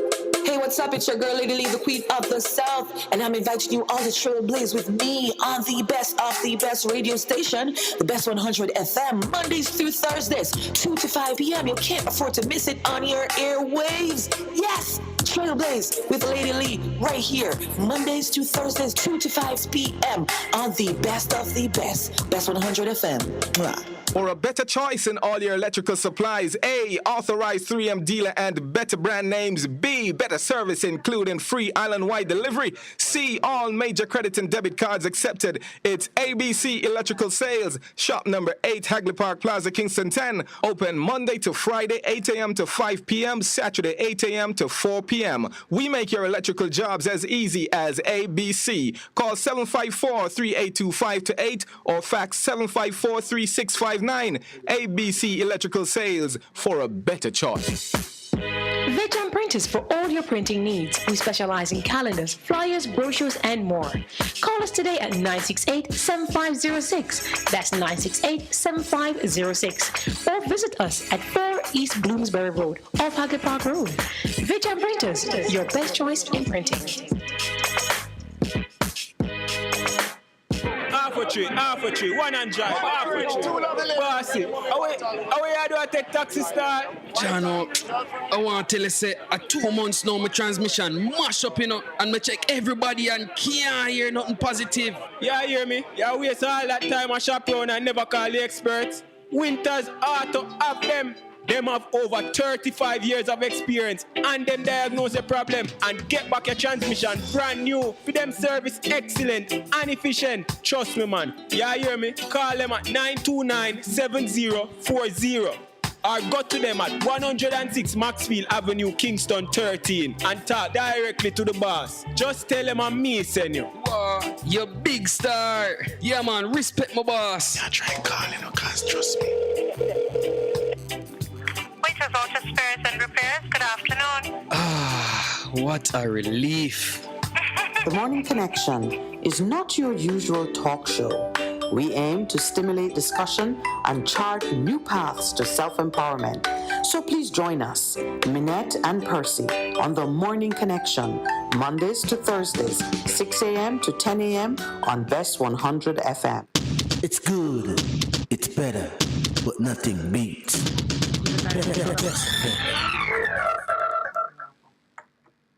Don't make it appear that he was cut off. Welcome back. I think the righteousness, your call dropped as we were going to the break. So not encouraging you to call back if you have to, but my apologies that we didn't get to complete our conversation. I think there's another caller on the line too. Good morning. Welcome back. Welcome to the Morning Connection. Morning. I'm here again. Yeah, welcome back. I was going to say welcome back. It would have been right. Yes. There's some people that keep on calling the station, blasting PNP and JLP. Mm-hmm. I make no apology to nobody. I am PNP, but if the PNP is not going right, I don't vote. But I started to vote after Manley lose 2007. Mm-hmm. You need to ask them. You just can't get rid of PNP and JLP. Who else you going to put? Ask them who they going to put, because you have to have government. Yes. You must have a government to run the country. Yes. They need to ask them who they're going to put forward to run the country. Well, I'm tired of hearing these people calling out, get rid of JLP and PNP. You know, and you only have two parties in the United States for about 200 years. Yes, so, right. So since you regard the JLP and the PNP as an inevitable part of our future, do you think either of them would change to be more acceptable to the many persons who say get rid of them? Because the only reason people will say get rid of something, is because it's not working for you. And you might say, if it were this way or that way, I could live with it. You think either of the two would shift to the point where Jamaicans would find greater acceptability? And remember, it's not just the one or two persons who call this show. The polls have come in to say there's a great deal of dissatisfaction with the two-party system. Let's call it that. What do you think? You think change can occur? Change has to come. Yes. And I hope it comes sooner than later. Yes, yes. But I don't think we have to, well, if a third party come or a fourth party, it doesn't matter to me. matter. But right now, I only see two parties. You're right. And I think change can come. I don't know about both of them, but I know one can bring change, and I hope they bring change. And I were you at the conference? I see them saying some positive things. I have never been to a conference because I work 7 days a week. What? No rest for you? No, man, that's not good for you. That's not good for you, my friend. Look, from I was a child, I've been working 7 days a week. And I went to the farmer 14 times, and I know that's slavery. That's 7 days of slave work. All right, So I wish some rest for you. You need to get some rest. No, when I already I take rest, because I work for myself. Okay, That's all the right. difference. All right, you don't I'm my need to own have boss. gone to you don't need to have been to the conference to appreciate some of what was coming out of it. Since we are hoping for change, you see anything there that look positive? A couple speech, but that's an everyday thing. I don't see anything that positive away from what they say about the ladies getting paid for 18 months. 14 weeks. 14 weeks of 14 weeks. 14 weeks and the ganja. That's not. I'm looking for something better than that. More positive. Yeah. Not telling lie like some people promise in 18,000 is only a few people get it half. Some people only get half and the rest don't get any yet. Not lie. Something that people, one of the things I think I want to tell somebody about it, but I won't target on here. People steal your copyright. You know that? Yes, yes. The party leader says the focus is what he's calling a new philosophical framework. And that focus is on working on quality of life of the Jamaican people and build a more equitable society. How is that new? It sounds like a new focus, or what makes it, what would be different, and what was the party focusing on before? I don't know because I didn't hear all the speech. Yeah, I just reading something from I just reading something from the paper. But it seems to me when a party leader says, "My new focus is on quality of life and a more equitable society," That they veered from that part. he's saying that that was not the focus before, or we have failed to do that in the past, but we want to focus on it now. Okay, here this minute. This is a new leader. Yes. Maybe he have those in his mind, but he didn't get the chance to do it. Yes. The other thing I heard him talk about is access to the beach. Yes. That's one of the major problems we have in this country. The rich men are taking away the rivers and the beach. Yes. And we have to do something about that. Yeah. We certainly do. I hope he do something about that if he win. Because I don't know if he can win this election. I don't know, because I don't think they have enough money. They say people is easily fooled with money, except me. Nobody can buy me. I cannot be bought. Veterans are saying that they feel the PNP will come through. PNP veterans say party will peak in time to pip labor rights. And there's a picture of Patterson in the background. So. Well, if Patterson come in and help, he's a good guy when it comes to organizing. Maybe that will happen. All right. Okay. So you believe that there is... Yeah, that's what I have to talk about is the police. Yeah. Let me tell you something, miss. If the police stop you on every document right, they find something. And if they don't find anything, they beg your lunch money. It happened to me more than once. They even charging you for a ball tire where the examiner supposed to do that, not the police on the street. Yes. You understand? Yes. They'll find something more than once. But what you're emphasizing now, is that the police are now personally motivated or invested in the ticket writing, whether it is to get you, well, I don't know if they get rewarded for meeting the quota, but it sounds like at the end of the day, if they can get a lunch money, they have a personal interest, and that is corruption. There's one thing I want to talk about from a long time, but I hesitate. Let's hear it. Be bold today. There's a policeman down here in Santa Cruz. I think it was 2008. And he stopped me. And you know what that cop did? We're waiting. He grabbed the section and my pants where the zip is. Is that legal? But did he grab you at the waist, in the waistband of your pants? No. He grabbed your crotch? Are you saying... You're saying the man held you in your private parts? Yes, he did. But that is an assault and of a very grievous side. Was it in error? What was deliberate? Deliberate. Policemen have a way to do that. Stealing for gun. A gun? Oh, he was searching you? For your gun? He was frisking you? He stopped me and he just did that.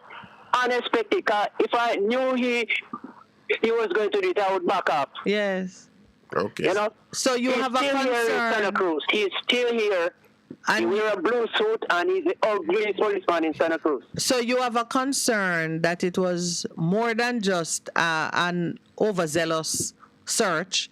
You think it was meant to be some kind of sexual assault? I don't think it was a sexual assault. But what I heard is a lot of the guys are carrying their gun in their pants front. Oh dear. Okay. So how sad it is for the poor policeman who know that is what is happening, but he must carry out his duty. Would you have preferred if he asked you to unbuckle and show? But what would have been...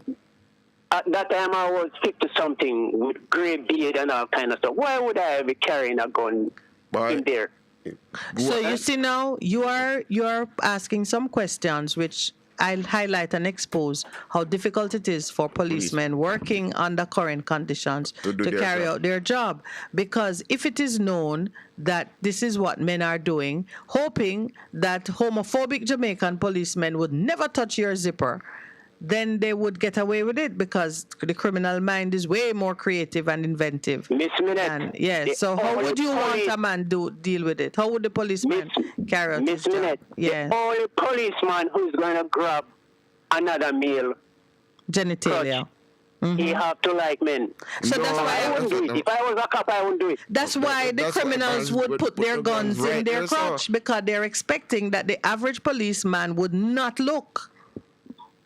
Well, I need to carry a lady on the street with them to do that then. Okay, you understand. You understand. Yeah, he understands yes, the point. I understand, but I think whether or not it is wrong to do that. But you know, metal detectors are not the ones that are not so... But not all guns are metal, says the producer. All right, listen. It is a difficult job that those policemen have. And you have highlighted that this morning. Here, this other part. At that time, the ice factory in Santa Cruz was up and running. Yes. It's not there anymore. I saw him at the factory about 3 weeks after that because where he stopped me was a lonely road. There was two of them there searching people. And I didn't want to make any fuss. Yeah. If it was in Santa Cruz here, maybe we would have a fight. Trust me. Yeah, I'm going to ask you to just release the policeman from the feelings you're carrying, because if you didn't apprehend it as some kind of sexual assault, in which case you should report it, because it would mean younger men, innocent men are being subjected to that kind of, search unnecessarily. So if you don't feel that way about it, release him. If you feel that way, report him, give his number to Indicom. You can do it anonymously. You can give it to me to say, this policeman did this to me 8 years ago. He is still on duty. I don't know what would legitimize that behavior, and I'm making a complaint as a citizen. I encourage you to do something about it since it has bothered you for so long. Yes. Miss Minette, give me 1 minute. I saw him at the ice factory about 3 weeks after, and I went up to him. He came there to buy ice, and I went there to buy ice. So I asked him why he did it. Okay. And he stand up and look at me and call me a B-man. The man that grabbed me called me a B-man. Okay. All right. You know, it's not too late to address it, though, you know. It's not too late. It is not too late. And he didn't stop me again. One time he stopped my car in Goshen one night, and he came and saw me. He walked away and sent another cop to me. He stopped me about a month ago. Okay. So let me ask you a question. Are you hearing, does this person have a reputation for doing that kind of thing? I don't know. Oh, I don't all know. right. So we can't take it any further. All right, brother. We have another call. Right. Yes. Yeah. Good morning, and welcome to the Morning Connection. Greetings, Queen, and greetings, King, and greetings to all your listeners. How is everything this morning? Everything good? At the moment, yes. At the moment, it is. Why? I don't like when you say that. I don't like when you say that. At the moment, it is.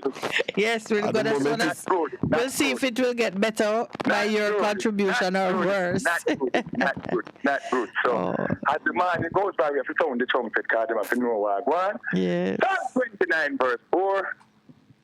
Revelation 5, verse 5. And Psalm 68, verse 33. It said, the voice of the king has power. The voice of the king divided the power of fire. The far right, the king of Israel, Mount Zion, Jerusalem, the country, you guys, Jamaica.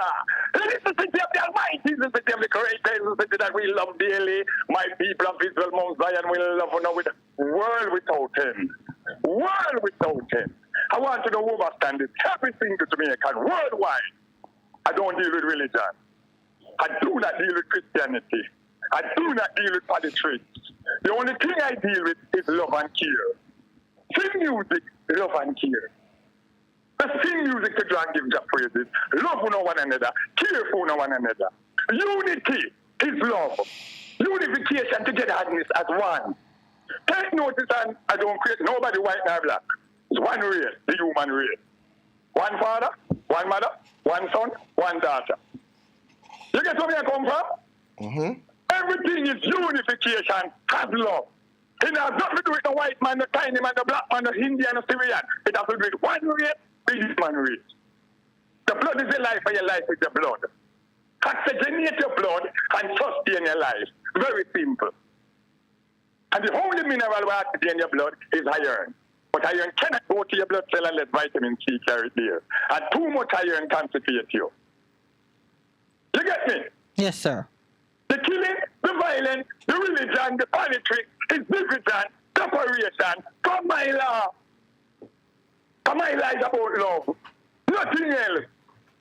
I see so many people get up and say they're going to church and they're righteous and they must serve God and they must this and they must that. I want every single Jamaican and everybody in the world go read Isaiah 65, verse 1 to 8. Isaiah 65, verse 1 to 8.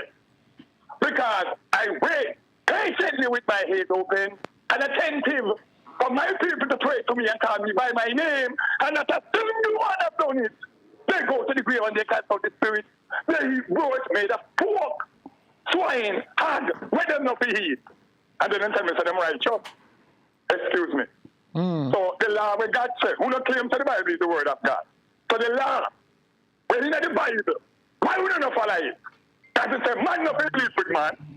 He said, everybody must deal with love. We tell us that not be eat pork. So why would I ignore the word of God as can't do no? Why? You know more than God? That's what you not tell me? No. Hello, I'm telling you something, Jamaican. I have a plan for you, you see. And the plan I have for you, only if you don't know the plan, is to bring you back together as one. And make Jamaica the only country in the world, on top of the world, where everybody in the world have to follow. Everyone. Okay. So I said, every road shall lead. You know, say Africa, China, and Jamaica country of heaven.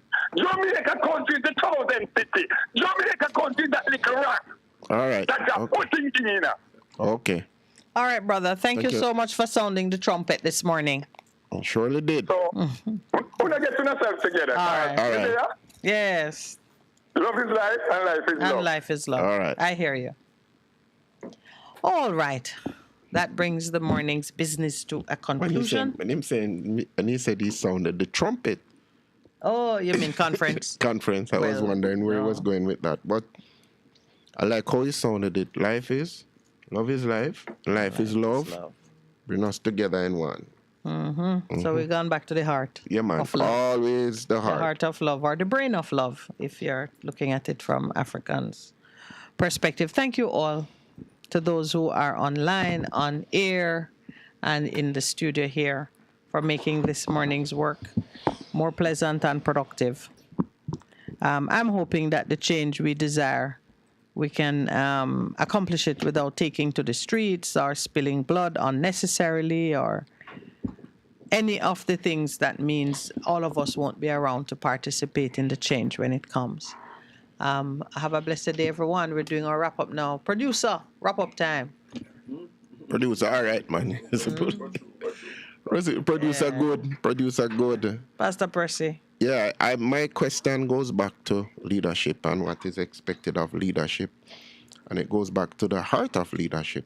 Is it for the people? Because if your leadership is about the people, then you will do it on behalf of God. Because his whole aspect of who God is about people's heart and about people living as one, united, prospering as individuals. So the question is, are you as a leader doing that, allowing for people to be good? In other words, you like the PNP's focus that they're looking at quality of life and people loving each other. A society of more love and equity. Yeah. I thought that should have always been the focus. So it's good to hear now that. Going back to that. From my perspective, we keep talking about, we keep making promises as leaders or prospective leaders. And it's about time, especially those who are in opposition, it's about time they start to demonstrate, right? Rather, when I say demonstrate, I don't mean go there with placard, but in terms of showing what they are capable of, what they can do, right? And a lot of people who are MPs, they should go out in their communities and get things done so that people can start to see and feel them as a true representative of the people. Yeah, because we get a lot of lip service. People go on podiums and they make a lot of promises, but we see nothing happen. We see things happening in the society that people should decry, and they don't. Mm-hmm. They don't. And we need to change that. There are so many things happening that you don't hear a thing from the opposition on it, right? And the government themselves, they'll stay silent. And so we need to change that. So how can the people have confidence if people are not coming forward and showing that they really care and start not just speaking about it, but doing? And so what you're calling for, producers, grassroots movement change. Grassroots movement change at the local level. Because some of the time, if it's let up to the media, if it is not scandalous or something, you don't hear it. But the good that is happening, you don't hear anything about it. So it's that time for change. Definitely. Yeah. All right. Well, have a great day, everyone. Do you think